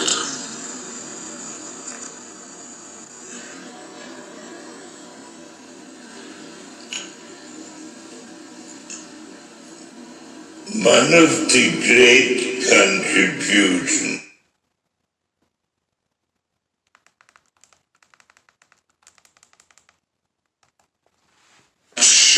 concrete proposals and ideas of of how we can really create, I would say, a new world order. With such concrete proposals and ideas of how we can really create, I would say, a new world order. With such concrete proposals and ideas of how we can really create, I would say, a new world order.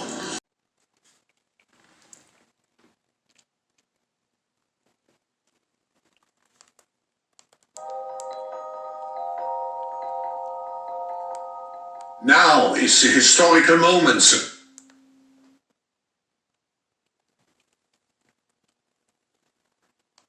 Time, not only to fight severe virus, but to shape the system. We have a unique but rapidly shrinking window of opportunity to learn lessons and reset ourselves on a more sustainable path. It is an opportunity we have never had before and may never have again. So we must use all the levers we have at our disposal, knowing that each and every one of us has a vital role to play.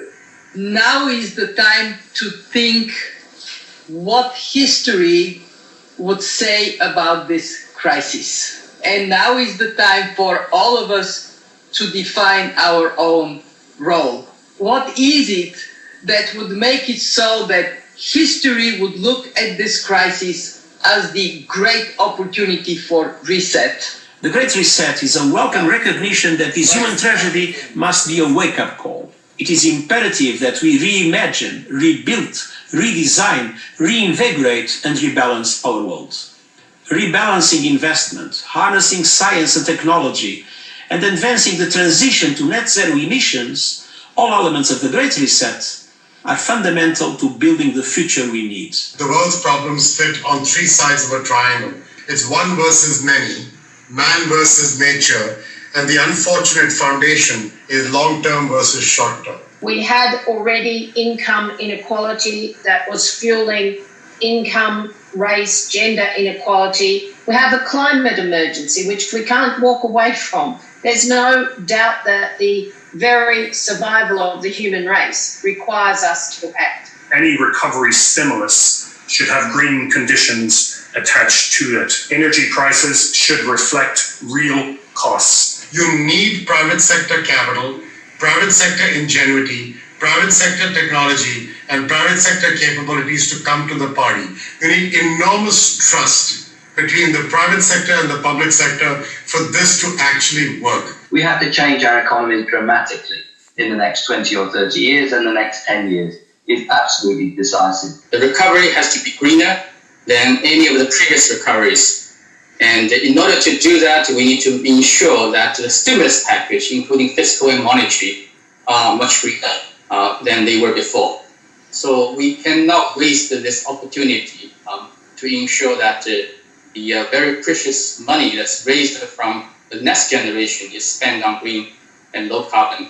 We will now start a quite high number of task forces to look at all the different issues, and we will present all those ideas to the people assembled in Davos. But at the same time, we will make Davos very different, very open, to ensure that we do not fall back to old recipes, but that we really look at forward-oriented solutions. Young entrepreneurs, especially from developing countries that are there and can see the right problem, can really step up and create solutions. Finding profitable solutions to problems of the people and the planet, and we're starting to see firms move to that, and we're seeing firms that behave responsibly in that way actually doing better on conventional measures of profitability and doing better in this particular period. We've also seen social entrepreneurs step in incredible ways. Not only has it exposed the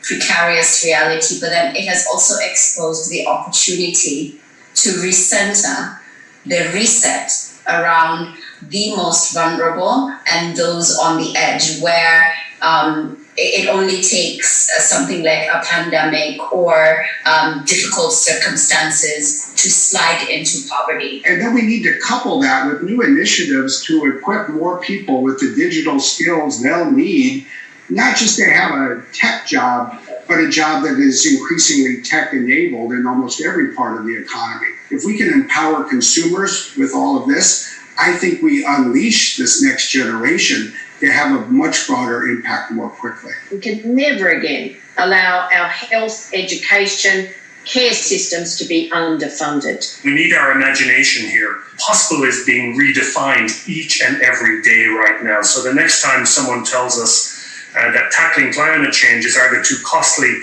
or too difficult, I think we need to remind them and remind ourselves of what just is happening right now. We not only have to demand change, but also create change. We have to live up to the expectations which we have created, and we will do so. World Economic Forum, the Great Reset.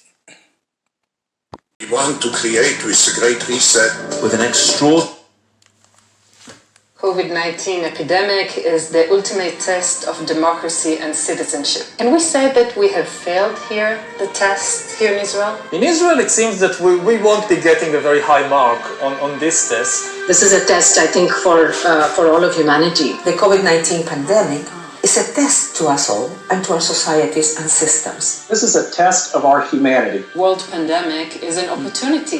This pandemic has provided an opportunity for a reset. We have a unique but rapidly shrinking window of opportunity. It is an opportunity we have never had before. History would look at this crisis as the great opportunity for reset. And not waste this opportunity. Exposed the opportunity, the reset. I think the world we want to create with the Great Reset. With an extraordinary opportunity, a chance to reset. We have an incredible opportunity. Never allow a good crisis to go to waste, because a crisis is an opportunity to also do good reforms that in normal times people will never agree to, but in a crisis you see we have no chance, so let's do it. You never want a serious crisis to go to waste. And what I mean by that, it's an opportunity to do things that you think you could not do before. This is a mandatory rehearsal for things to come that we are going to have to deal with as a society. COVID is a mandatory rehearsal. Nature has been throwing us a practice ball. This is a mandatory rehearsal for things to come that we are going to have to deal with as a society. Nature has been throwing us a practice ball. Let's see how you deal with that before I really bring out the big guns like climate change and like the rise of AI.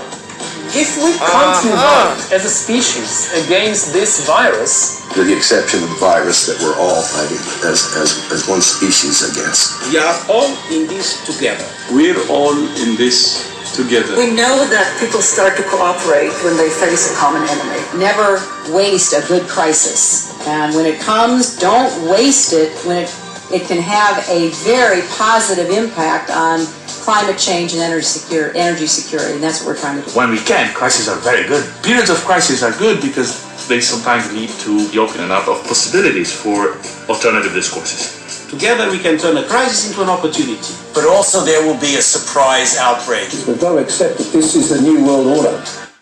Cyborgs, we have cochlear implants to hear, artificial retinas to see, artificial hearts to live, artificial limbs to move, artificial organs to function, and brain chips. There's a couple 100,000 people wandering around with brain chips now to fix congenitally defective brains and increasingly to fix memory and other things. DARPA's working on brain chips for super soldiers. And people are now working, thanks to Musk and other people, funding direct machine-brain communications. It's not us versus them, us versus the machines. We're merging. And this is the human evolution of the humans. There is no more natural evolution of anything. People are convinced that the human evolution of everything is 10 million times faster than any natural evolution. And so this is just part of the human evolution of the humans. Then there's teletravel with 5 senses virtual reality, which is now commercially available. And so therefore you can do anything you want virtually. It's all in our heads. The rest of this is just to keep the head going, okay? And you can walk down a tropical beach anytime you want. You can feel the sand, feel the wind, okay? You can do this at any time you want, with anyone you want, be anyone you want, and do anything you want. It's all in our heads. Then there's the global sensor grid, nano and other increasingly cheap sensors everywhere. The Pentagon tells me in 5 to 10 years, 10 to 100 trillion sensors networked on this planet. And so this is really big data, because this time we are inventing a second intelligent species. Okay, we never did that before. And as I just indicated previously a bit, that intelligent species can now create and ideate, and therefore not even the creation and ideation jobs. And so the machines are going to take all the jobs. They've got robots now that look like people, look like dogs, look like anything. That's not an issue. What do you think are going to prove to be the trickiest things about colonizing Mars? I mean, you mentioned how transportation is getting cheaper. We have to worry about radiation. There's, are we actually going to be able to mine enough water or materials on the planet to be able to make fuel and so forth? Like, what do you think is going to turn out to be the trickiest problem to solve? Better materials to get the dry weight down, reusable, and so forth and so on, and totally robotic. Okay, this is robotic design, robotic manufacture, robotic transfer, robotic ops. It's people that cost money. Okay, you want to pull cost out of anything, and that's why people are losing their jobs to the machines. Okay, you get rid of people. And by the way, in aerospace, people are responsible for 80% of the safety problems.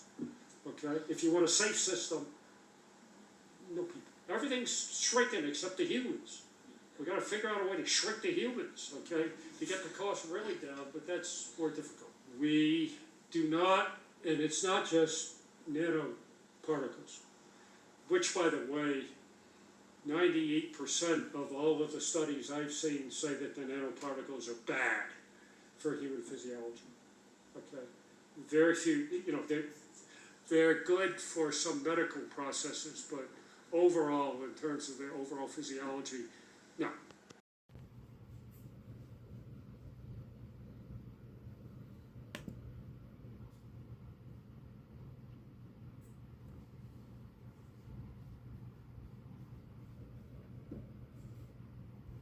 Exactly. Opening a whole new horizon for medical science. And you see, the difference of this fourth industrial revolution is it doesn't change what you are doing. It changes you. If you take genetic editing, just as an example, it's you who are changed. And of course, this has a big impact on your identity. And offers certain kinds of possibilities that have to be careful about. When you began to do that kind of gene editing, some people worry that you are changing what it means to be human. That's the problem. Of course, the new industrial revolution offers us many opportunities, but it raises manifold questions on the ethical, but even to shape your contextual intelligence.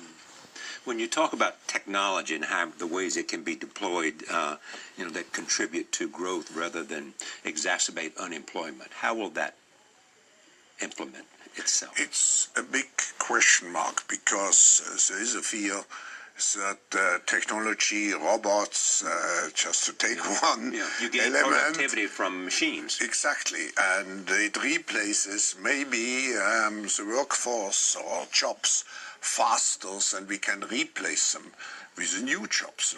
Not everybody can be a robot polisher and so on, so there will be new jobs.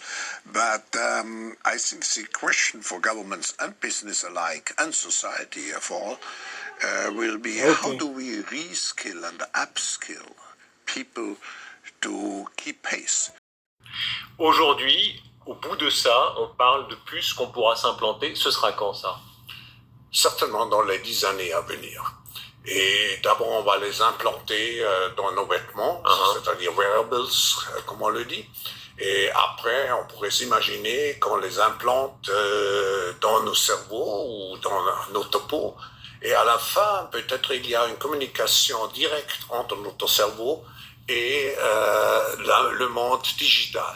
Ce que nous voyons, c'est une sorte de fusion du monde physique, digital et biologique. On appelle quelqu'un, on n'a même plus le réflexe de devoir prendre un appareil, ça se fait naturellement. Hein. La technique continue le corps. Oui, vous parlez, vous dites, je veux maintenant être connecté avec n'importe qui. Hein? Et d'abord, vous avez les robots personnalisés. Et j'ai vu que M. Zuckerberg a prédit qu'à la fin de l'année, il va avoir son robot, son butler personnalisé qui est à sa disposition. Donc, comme dans Downton Abbey, on aura son butler personnel, son serviteur, son esclave. Oui, mais il y a une différence. C'est un serviteur qui, avec l'intelligence artificielle, apprend et qui n'est pas seulement votre assistant pour des travaux manuels, qui peut vraiment être un partenaire intellectuel de vous. Est-ce qu'on pensera différemment selon vous? Est-ce que ce sera une révolution si puissante qu'on concevra différemment le monde? Oui, ça changera parce que beaucoup des tâches intellectuelles que nous exerçons maintenant vont être repris par des machines intelligentes.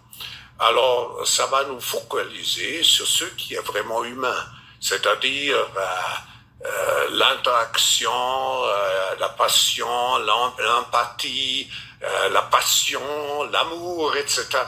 Je crois que cette révolution technologique, comme je l'explique dans le livre, a la possibilité de vous faire encore plus humain. Aimer encore plus avec la technologie. On verra. C'est une passion très ancienne chez vous. Hein. Vous avez une formation d'ingénieur. Vous retrouvez ça. Vous étiez jeune ingénieur. Aujourd'hui, vous êtes patron d'un... Very fast. But can you imagine that in 10 years when we are sitting here, we have an implant in our brains, and I can immediately feel, because you all will have implants, we measure your brain waves, and I can immediately tell you how the people react, or I can feel how the people... And I can immediately feel, because you all will have implants, we measure your brain waves, and I can immediately tell you how the people react, or I can feel how the people react to your answers. Is it imaginable? I think that is imaginable. I think... Which among them would you recommend? On the fiction side, The Underground Railroad by Colson Whitehead, terrific book, powerful, discussing some of the issues around race and American history. The other book that I really enjoyed, a book by an Israeli author, Yuval Harari, called Sapiens, and it's a sweeping history of the human race from 40,000 feet. And part of what makes it so interesting and provocative is that because it's such a condensed, sweeping history, it talks about some core things that have allowed us to build this extraordinary civilization that we take for granted, but the ability to hack humans. If you know enough biology and you have enough computing power and data, you can hack my body and my brain and my life, and you can understand me better than I understand myself. You can know my personality type, my political views, my sexual preferences, my mental weaknesses, my deepest fears and hopes. You know more about me than I know about myself. And you can do that not just to me, but to everyone. A system that understands us better than we understand ourselves can predict our feelings and decisions, can manipulate our feelings and decisions, and can ultimately make decisions for us. Now, in the past, many tyrants and governments wanted to do it, but nobody understood biology well enough, and nobody had enough computing power and data to hack millions of people. Neither the Gestapo nor the KGB could do it. But soon, at least some corporations and governments will be able to systematically hack all the people. We humans should get used to the idea that we are no longer mysterious souls. We are now hackable animals. Here, I'll let you hold it. Would you like to hold it? I'll hold it. Okay. So, this pill has a small chip inside of it with a switch. It also has what amounts to an inside-out potato battery. When you swallow it, the acids in your stomach serve as the electrolyte, and they power it up, and the switch goes on and off. And it creates an 18-bit ECG-like signal in your body, and essentially your entire body becomes your authentication token. Yes, this is true. Okay? Okay, so wait. So it's really true. So what this means is that becomes my first superpower. I really want this superpower. It means that my arms are like wires, my hands are like alligator clips. When I touch my phone, my computer, my door, my car, I'm authenticated in. First superpower. Like, I want that. So we're not shipping that right away. Yeah, no. We're not shipping that right away. But it sounds like... This is FDA cleared? So here's the thing. This is not science fiction. This pill is actually made by a company called Proteus. And they've developed it for medical applications. That pill has been CE stamped and cleared by the FDA. You can take 30 of those per day for the rest of your life. And what happens? Does your heart beat change? We can just tell that you've taken the pill. I mean, the medical application... Does Google now know everything I do and everywhere I go? Because, let's face it, we like you guys, but you're from Google. Just give him some water and let him take that. Thanks. Maybe Dennis. Dennis, let me ask you, does Larry make you take one? So we actually have demos of this working and authenticating a phone. Made by MC10, and it has an antenna and some sensors embedded in it. And what we plan to do is work with them to advance a tattoo that could be used for authentication. Now, it may be true that 10 to 20-year-olds don't want to wear a watch on their wrist, but you can be sure that they'll be far more... Judge, and we'll be faced with equally consequential decisions in the 21st century. Can a microscopic tag be implanted in a person's body to track his every movement? There's actual discussion about that. You will rule on that, mark my words, before your tenure is over. Can brain scans be used to determine whether a person is inclined toward criminality or violent behavior? You will rule on that. And Judge, I need to know whether you will be a justice who believes that the constitutional journey must continue to speak to these consequential decisions, or that we've gone far enough in protecting against government intrusion into our autonomy, into the most personal decisions we make. Judge, that's why this is a critical moment. There are elected officials in this government, such as Mr. DeLay, a fine, honorable, patriotic man, and others, who have been unsuccessful at implementing their agenda in the elected branches. So they've now poured their energies, as the left would if it were different, they've now poured their energies and resources into trying to change the court's view of the Constitution. And now they have a once-in-a-lifetime opportunity, the filling of 2 Supreme Court vacancies, one of which...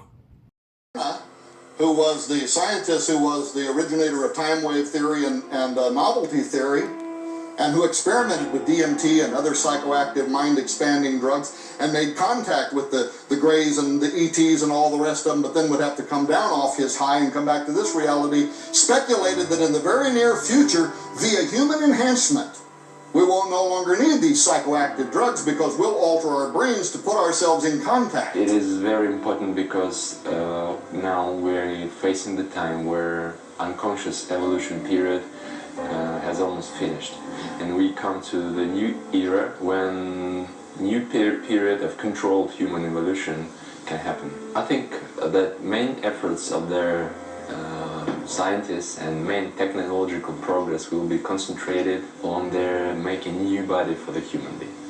So the first step is to make human-like robot, which we call avatar, and to make their perfect control system via brain-computer interface. The second step will be to develop their system of human brain life support and to connect it to the avatar, so disabled people and people who are at the will be to develop their system of human brain life support and to connect it to the avatar, so disabled people and people who are at the edge of dying can enhance their lifespan.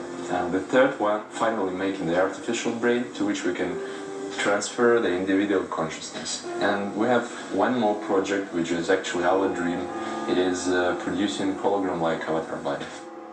The ambitious goal that we'd like to see 1 billion people implanted by the year 2030. Tonight, FEMA and the NFL are partnering up to turn football stadiums into emergency shelters if needed. 4 venues were picked to serve as mission venue-ready locations during events like hurricanes, tornadoes, and severe flooding. The National News Desk, Jeff Harris, joins us. And Jeff, you spoke with the FEMA administrator during the Obama administration. What is he telling you about this partnership? So he says it's not uncommon, Didi, that this happens. NFL stadiums have been used as emergency shelters in the past and most recently as mass vaccination sites during the pandemic. But he did stress just because these stadiums can be used, local emergency shelters should be the first choice. Craig Fugate, who served as FEMA administrator during the Obama administration, tells us stadiums have what we call wraparound services, concession services, built-in security, and the facility itself can be secured from the outside. It has a lot of characteristics you would look for in a large shelter. Fugate says FEMA and the NFL arranging this partnership now will likely help avoid what happened during Hurricane Katrina back in 2005. You didn't have a plan, you didn't have the resources, and it wasn't well managed. The 4 stadiums picked are Acrisure Stadium in Pittsburgh, MetLife Stadium in New Jersey, Lumen Field in Seattle, and Raymond James Stadium in Tampa. Venues, James DeMeo, a distinguished professor with expertise in event security, tells us already go through training with FEMA. They're already attending courses, and obviously severe and inclement weather is one of the many risks that are found with safeguarding stadiums. But Fugate says it's important to keep in mind these stadiums are not the primary shelters during emergencies. They could be in the aftermath where people have lost their homes, there's no available housing, and you need to get them somewhere safe. And they should not be seen as replacing the need for local officials to have the ability to shelter their populations. Like the start of every NFL season, there's already plenty of things to talk about. Who's starting, who's out, and now in the starting lineup, your privacy. As you navigate your daily life, there are cameras everywhere. The NFL has announced that they'll use facial recognition technology league-wide this year in every NFL team stadium, including here in Minneapolis. It is a technological benefit. Eric Ebner is the Chief Technology Officer for 360 Security Services, focusing on cybersecurity. He says this announcement by the NFL makes sense, considering there's hundreds of thousands of fans inside these stadiums on Sundays during the season. Those efforts, along with something like this is just another thing that they're trying to implement and to use. Technology can be good if it's used for good. And according to the ones who are making this happen, that's the goal. So that's what's actually being used in Minnesota. The Vikings are using that just for credentialing. They're not using anything for fan-facing at this point. Jeff Beam, the COO of Wicket, says there's a lot of misinformation about his company's product, mainly that many think it's for fans. Though there are plenty of teams that are using it that way. Beam says the Cleveland Browns and others are using their facial recognition tech in other areas. In fact, Wicket started with the Browns during the 2020 season, specifically for fans at entry points to not have to get close to show their ID. Something Beam says is likely why people think this league-wide initiative is about fans. I don't know, misuse out there that says we're scanning everybody within the stadium. We are not doing that. It is only at points of entry or at points of purchase for fans who choose to opt into this program. Ticket buyers in other cities can opt in, but there are others, not fans, who have chosen to opt out. The Las Vegas Police Protective Association has said they won't comply and took issue with having their faces scanned during preseason games. It was just a lot for us, for officers that are already vetted, verified, and confirmed who they are, to come work an event and say, well, we need enhanced security against you guys as well. Steve Gramis with the Police Association says they're concerned about storing facial data of police and propose potential alternatives to the NFL, including using detailed badges for games. Well, we're all excited for it. Red Sox ready to open their season at home on Friday with some new changes to Fenway Park. And one of them involves our money. You will no longer be able to pay for anything with cash. WBZ's Zinnia Maldonado is live at Fenway to explain how this is going to work, Zinnia. Well, Lisa and David, Fenway Park is turning 110 years old next week, but you wouldn't even guess because officials say every offseason they're dedicated to bringing something new for the fans, and this year isn't any different.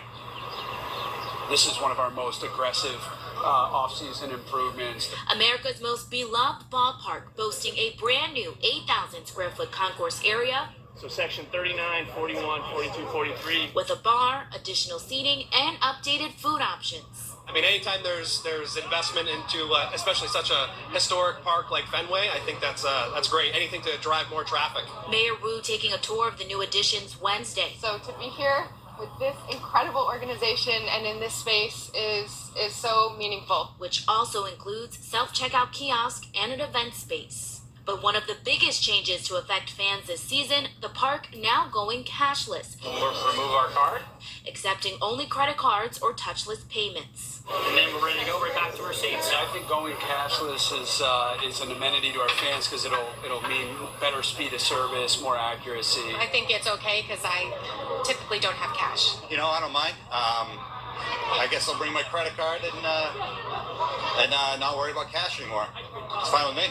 And for those who stick to cash only. I know plenty of people that don't like carrying cards or having credit cards or anything like that. So I think if they want to pay cash, they should be able to. You'll still have a way to pay. Officials say fans with cash can load money onto a debit card at one of several kiosks around the park. We don't want the inconvenience, so we actually have reverse ATMs. So there will be 3 locations. Task, and the only human on premise is you. This might sound like something out of a Netflix Black Mirror episode, but the first fully automated McDonald's in the United States is real. Big Macs are now being served by robots at one of the McDonald's outlet in Texas. The first McDonald's restaurant that is primarily controlled by robots is now being tested in Fort Worth, Texas. It's amid a growing desire among the world's largest fast food chains to automate their operations. There's no cashiers, there's no one to take your order, and there's no one to bring you your food. Everything here is handled by a robot. Even the actual restaurant is smaller, and it lacks seats because it's intended to serve grab-and-go customers rather than sit-down diners. Once you enter, you'll be greeted by a robot that takes your order and then pushes your food through a conveyor belt to the designated pickup area. Customers will be able to place orders through the drive-thru, through the McDonald's app, or after seeing a real-life robot taking a casual stroll along 7 Mile. Oh no, the surprising sight was caught on camera, and it turns out it's all part of a wild event heading to Detroit this summer, featuring robotic gladiators going head-to-head in combat. But he was friendly with us. Some people were understandably concerned, even stopping in their tracks to meet the bot better known as Zion. Hi. People like Eddie Abro. He works sight on the streets of Austin. Maybe you spotted this today on social media or in person. A robot wearing a cowboy hat walking alone on South Congress. We reached out to APD in the city to see if they knew anything about this, but it's still unclear tonight who the robot belongs to and why it was out there walking all by itself. Viral sensation on social media. We sent NBC4's Gordon Takumatsu there to sort it all out for us. Hi, can you wave? Like something from outer space, it just appeared. Santa Monica Boulevard in the heart of West Hollywood over the weekend. Why here? There's nothing surprising in this town. I mean, it really doesn't. Never a dull moment. No. People who've lived here for decades, like Michael Facina, are somewhat blasé about it, frankly. The machine, sporting the name Rizbot across its chest, a cowboy hat, and pride colors, seem to fit right in, he says. I expect to see a parade of them in about 2 years at the gate. Bitcoin 2021 conference, and the champ is right here, Floyd Mayweather. As we're talking about NFTs, Al Berger as well. Thank you so much for joining us today. Thank you for having me. Thank you so much. I appreciate it. Thank you. Now, tell me about your interest in crypto, because I love hearing you speak out there on the stage. I just think everybody should have their own mind and choose what cryptocurrency they want to choose. And it's just like in this world. You had Pepsi, you got Coke. I mean, you got different products. So everybody should, and what I believe in, just being independent and doing what you want to do, and it's about people winning in life. And I push people to be winners in life because I'm a winner. You definitely are. You definitely are. And you've made $1 billion, you said, without crypto. Over $1 billion actually. But cryptocurrency, I mean, it's the new wave. It's what everybody's doing. And I started, of course I started with boxing. Connecting them directly to their passion, their team, and their player. Making this much more than a uniform. Transforming a statement of allegiance and style into your all-access pass to the NBA. A digitally enabled jersey that rewards you every time you connect. A digitally enabled jersey that allows you to connect. Now let's take a look and see what they're about to do. Tap into the game.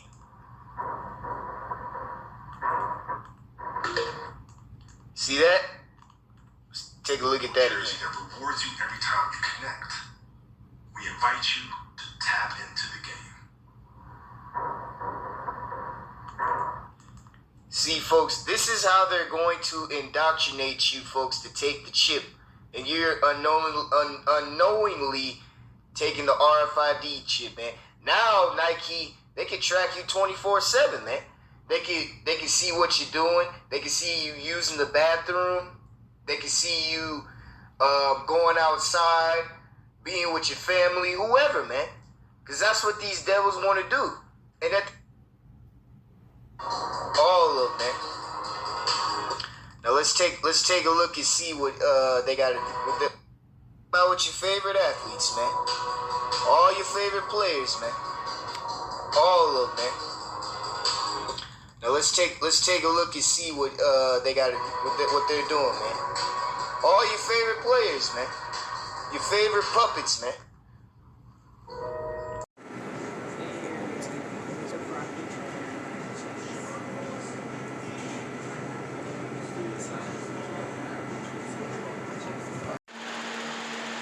That's the coolest thing ever. I'm at Whole Foods and I'm about to pay for my groceries with my order.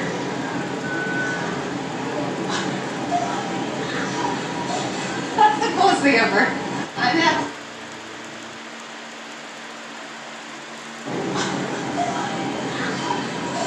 That's the coolest thing ever. I'm at Whole Foods and I'm about to pay for my groceries with my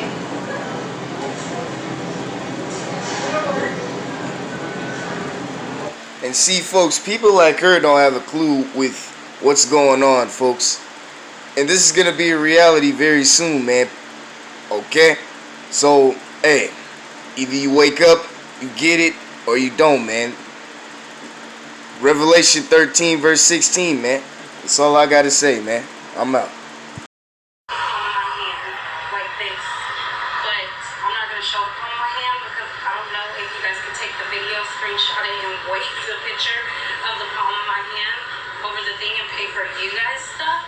So we're just not even going to take chances. But I am going to show you guys how far we've come with technology because it's crazy. So this is a new technology that they've come out with, and I'll show you guys how it works.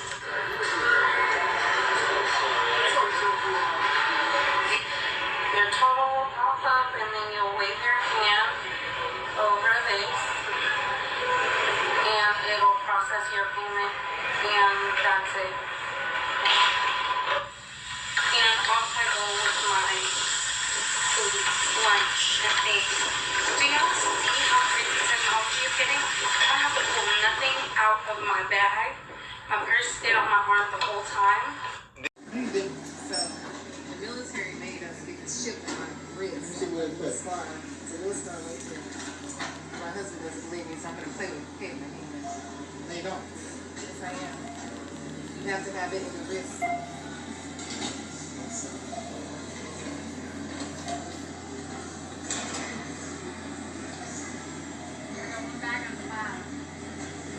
So what I can do is connect my debit card to it. You pay? transaction complete. Yes, you do. He does not believe me. That's why I'm recording. You don't believe me. They been had that. You ain't never tell me. Baby, wait, you look at the bag down here. You don't understand how far technology is coming. So I already saw the paperwork. Yes, we're gonna get one in our baby's wrist, but they can't get into it at 3 years old. See what I'm saying, people? She done for. Yeah, she done for. And if he take the chip, he done for too. And I'm gonna tell y'all right now, whether y'all think this is a joke, this ain't funny. This is actual reality. If you take the chip, you ain't gonna make the kingdom, man, and you gonna get burnt up here in Babylon the Great, man. All right, and this is a warning, and this is proof right here in the pudding, man. This is how they're going to get people to participate in society. It's coming, whether y'all believe it or not. And this is the mark of the beast, 1000%. And if you take it, plain and simple, you ain't making the kingdom, man.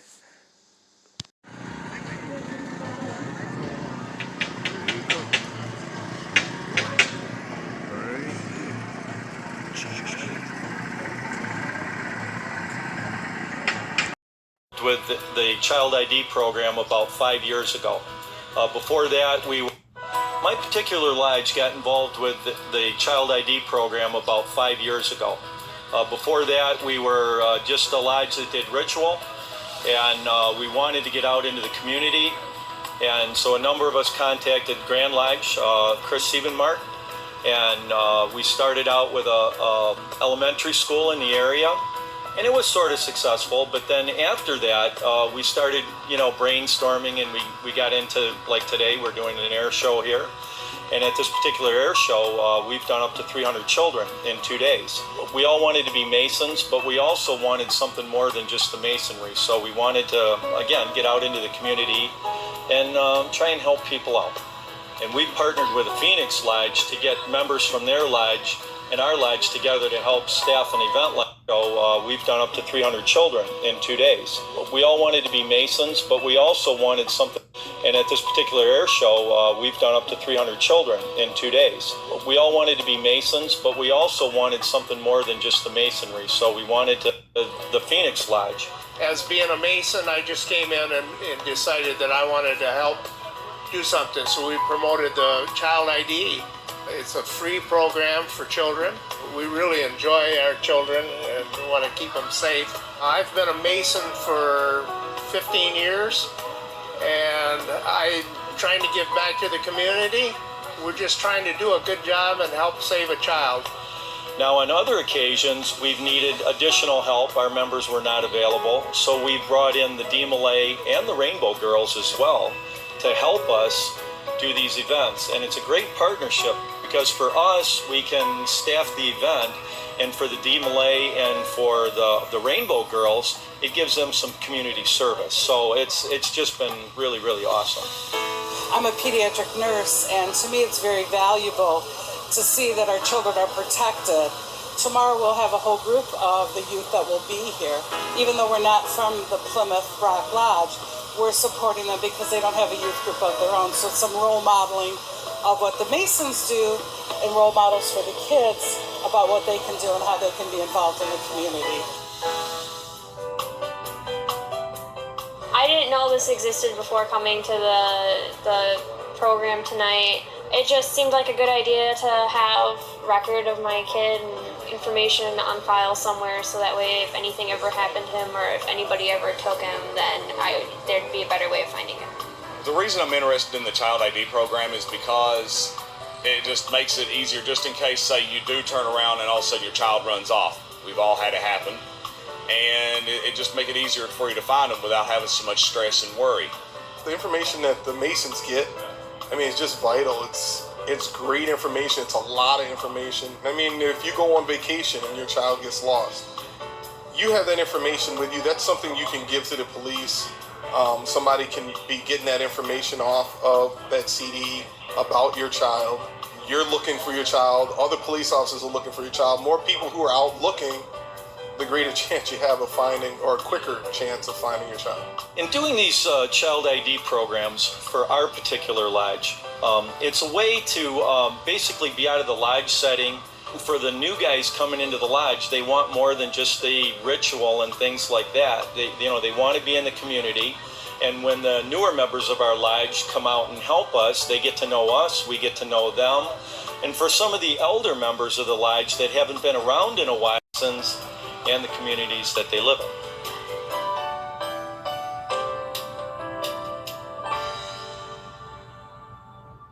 Well, folks, let's take a look at what these secret societies want to do to your children, okay? And notice how the media lies by saying, the Masons don't want to promote the chocolate chip cookie, but it clearly says it right there, as you can see. Let's take a look, folks. Let's take a look.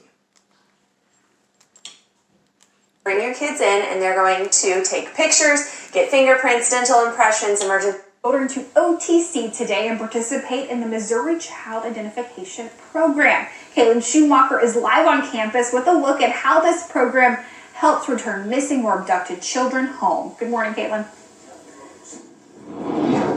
Good morning. Yes, parents can bring their children here to OTC to participate in the MOTB program. Now, no microchips are involved. What's going to happen is you can bring your kids in and they're going to take pictures, get fingerprints, dental impressions, emergency contacts, and put that all on a flash drive that will be given back to the parents. None of that information is going to be stored anywhere. This information is used by law enforcement for an Amber Alert if the child should go missing or be abducted. Missouri Freemasonry developed the program in 2005. In the 17 years it's been in existence, we're rapidly approaching 250,000 children that have been through the program. There's been several returns. Children have been located based on this program, and also with the aid of the Amber Alert. Now, OTC does have a mask mandate here on campus, so when you come to participate in this program, officers will be waiting at the door to hand out masks and also ask you to use hand sanitizer to slow the surge of COVID-19. In Springfield, I'm Caitlin Schumacher. Thank you, Caitlin. If your child ever does go missing, we think you'd be very glad that you have this information available. Mike Griffon runs the program in Lower Alabama. He says technology an identification pack for each child. Look at this as an insurance policy, and we hope that they never get used. But in the event that your child ever does go missing, we think you'd be very glad that you have this information available. Mike Griffon runs the program in Lower Alabama. He says technology changes mean fingerprinting is done digitally instead of using ink. Now we're going to get a picture of you. They also take pictures of each child and record a video. We print out a form like this, which has the fingerprints and photographs and a couple of ID cards on the bottom of it. It all also goes on here, along with the video and the voice recording. Volunteers say this puts vital information all in one place for parents. Information is that once you hand it over to law enforcement, if your child is missing, they can enter it into the Amber Alert system immediately because it has all the characteristics about your child in one place. But if they go to their sock drawer and sweep their hand through the sock drawer, they're going to find that envelope, and they can just hand that envelope to law enforcement and say, here, it's all in here. Fingerprints, photos, voice prints, the works. It's all in there. Parents here in Connecticut are now able to track their children with this new CT chip, it's called. Yeah, program. It's free for the parents. We volunteer our time, the Freemasons in Connecticut. There are 9 districts. We have 9 different setups in Connecticut. And so at any given time, any weekend, there could be a number of chip events going on throughout the state. It's great that you're able to serve the community in this way, and we have all the information right here, all the details, so please go to that event, support them. That's all going.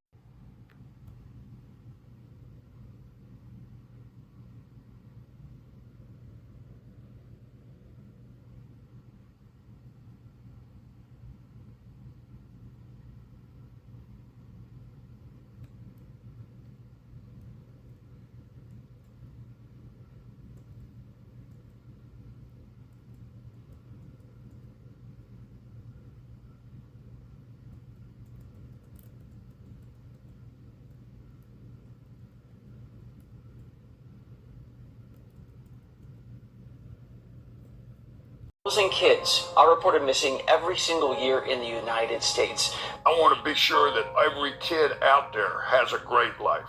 Today on the Mom View, we're joined by an NFL All-Star cast talking about how moms can be prepared ahead of time in case the unthinkable happens. The American Football Coaches Association, we had an idea that we ought to come up with an in-home fingerprinting kit that we might be able to give out to our fans. When the officials come, rather than spending that time talking to me, I give them that kit. Hey, here's all the information you need to identify my kid. If something, God forbid, if somebody ever went missing, this child ID kit could expedite finding them.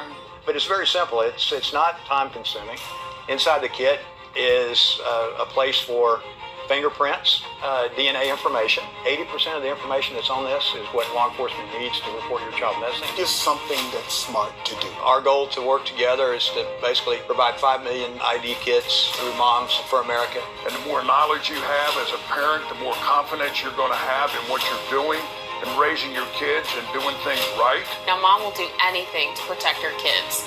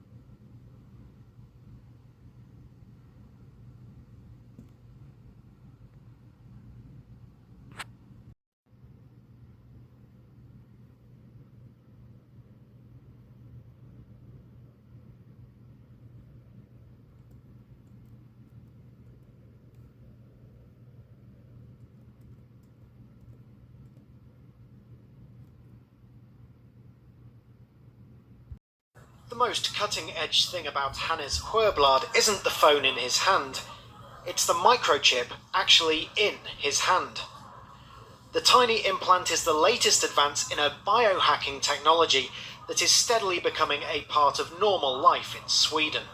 We have created a new implant, which is not a chip, it's a full device where you can add different lights, different vibration, different functions. Sweden is a very tech-literate society.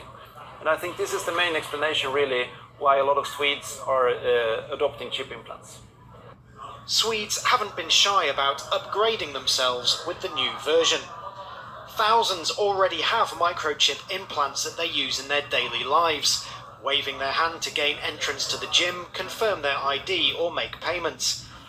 A short moment of pain not putting them off becoming part Swede, part machine. This event is an implant party, simply where ordinary people can show up and get a microchip embedded under their skin. The biohacking movement in Sweden is hosting them all over Europe, but it's at home where they get the most willing recipients. I think it's really cool. You don't have to carry any keys or anything. It's just your body. In maybe 10 years, everything will be in your hand. In Sweden more than anywhere else, the future is already here. The national train company SJ has around 2,600 people signed up to use microchips instead of train tickets. And no need to mind the generation gap. 18-year-old Felicia and father Magnus still bear the scars of their new implants. Student Hannah Herving is also freshly chipped and now just needs to program it to open doors. Although, importantly for a future career, it does already connect to her LinkedIn. Some people say I'm mad that I don't know if it's safe and all that, but people have been putting these chips into animals for 20 years, so I'm not worried about that. The long-term goal is for the new chips to help provide medical care in remote communities. They're already getting under the skin of the Swedes. It may soon become just another normal part of modern life and of the human body. Have a hand in shaping the future.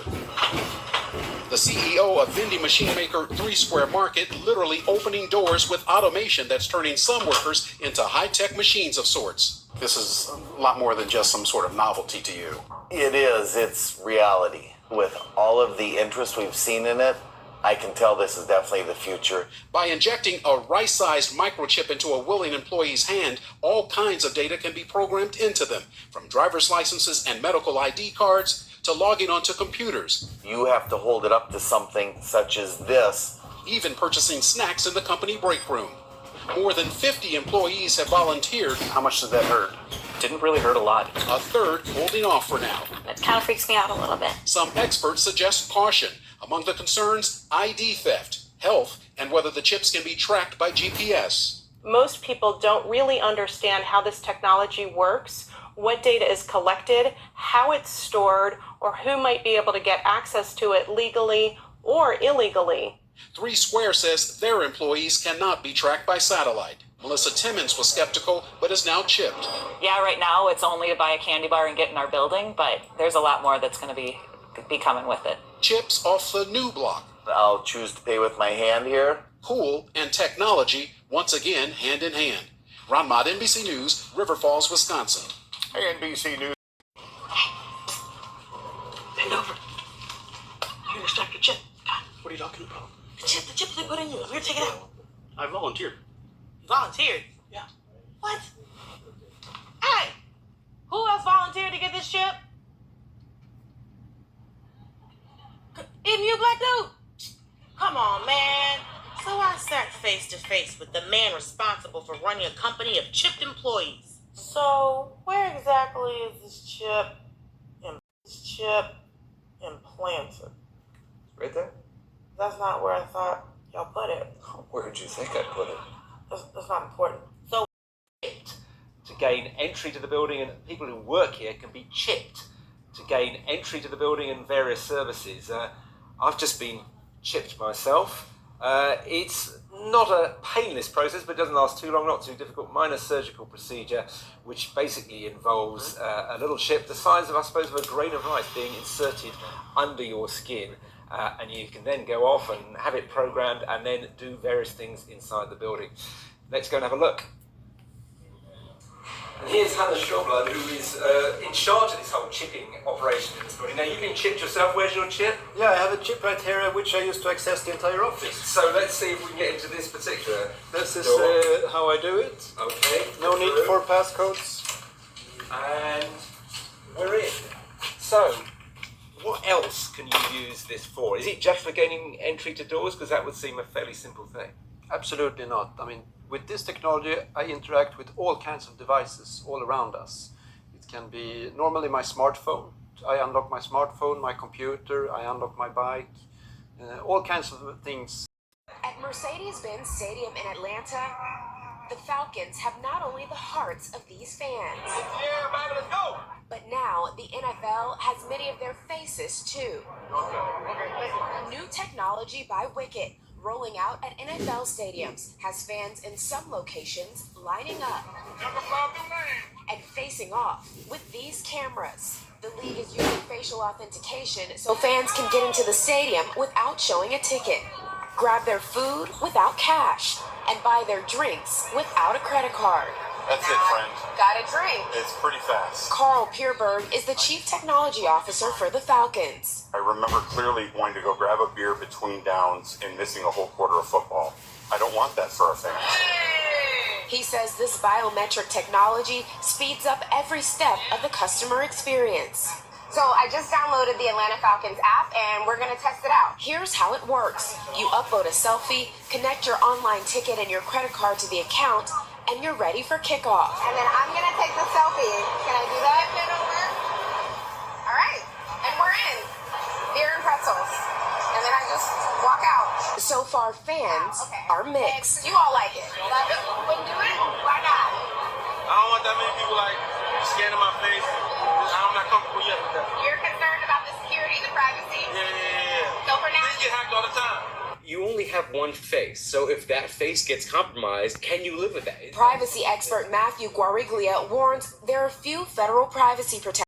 Life in the U.S. in 10 years' time. By that time, there may be all kinds of new ways to safeguard and identify all of those things that make each of us unique. Faces, even our fingerprints, even our eyes. Here now with more on the future of technology at this exciting Costello. Here's 2000.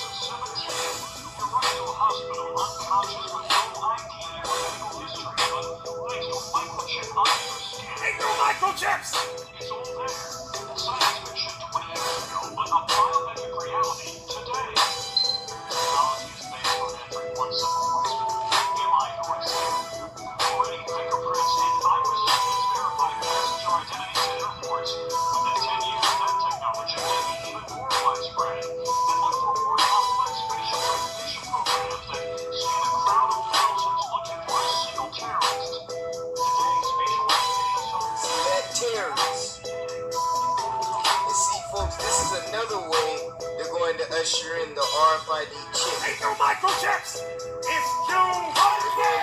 The so-called terrorist attacks. The so-called they're going to use false flags.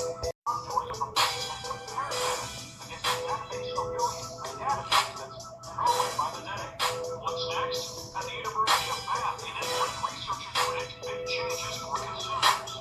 It's possible things will leave me from our wallets. If that's what people want to do. In fact, it's already here. The latest home security locks use fingerprints to control deadbolts. And at the Jewel Osco grocery store in Chicago, some customers pay using their fingerprints. Look at that. And notice they got E. Look at this. Check this out. They got E. You see that E? You see what I'm saying? You see what I'm saying? It is basically biological chip, but it is in the tablet. And once you take the tablet and dissolves into your stomach, sends a signal that you took the tablet. So imagine the applications of that, the compliance, the insurance companies to know that the medicines that patients should take, they do take them. Some breaking news to bring you. The federal government has approved the first COVID-19 pill, a Pfizer drug that can be taken at home to reduce the risk of hospitalization or death. I'm not crazy. None. For 3 months, we don't have to pay none.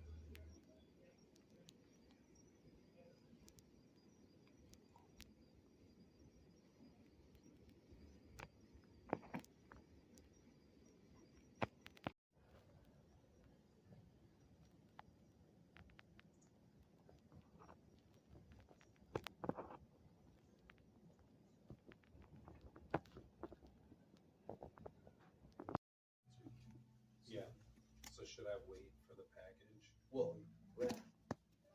Or just resend it? Honestly, probably we should just resend it.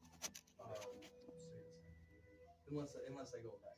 How about in the morning resend it? I can resend it tomorrow morning. And then by then maybe we'll 1760.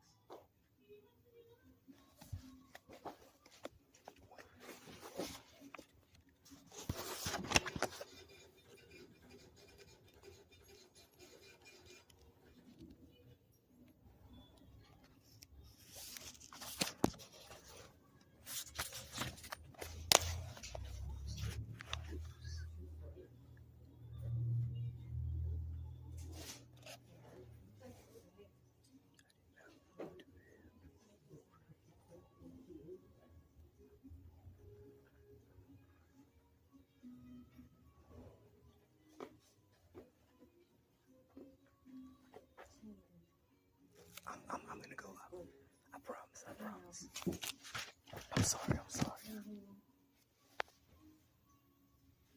gonna just look at manly PR on this if we get out.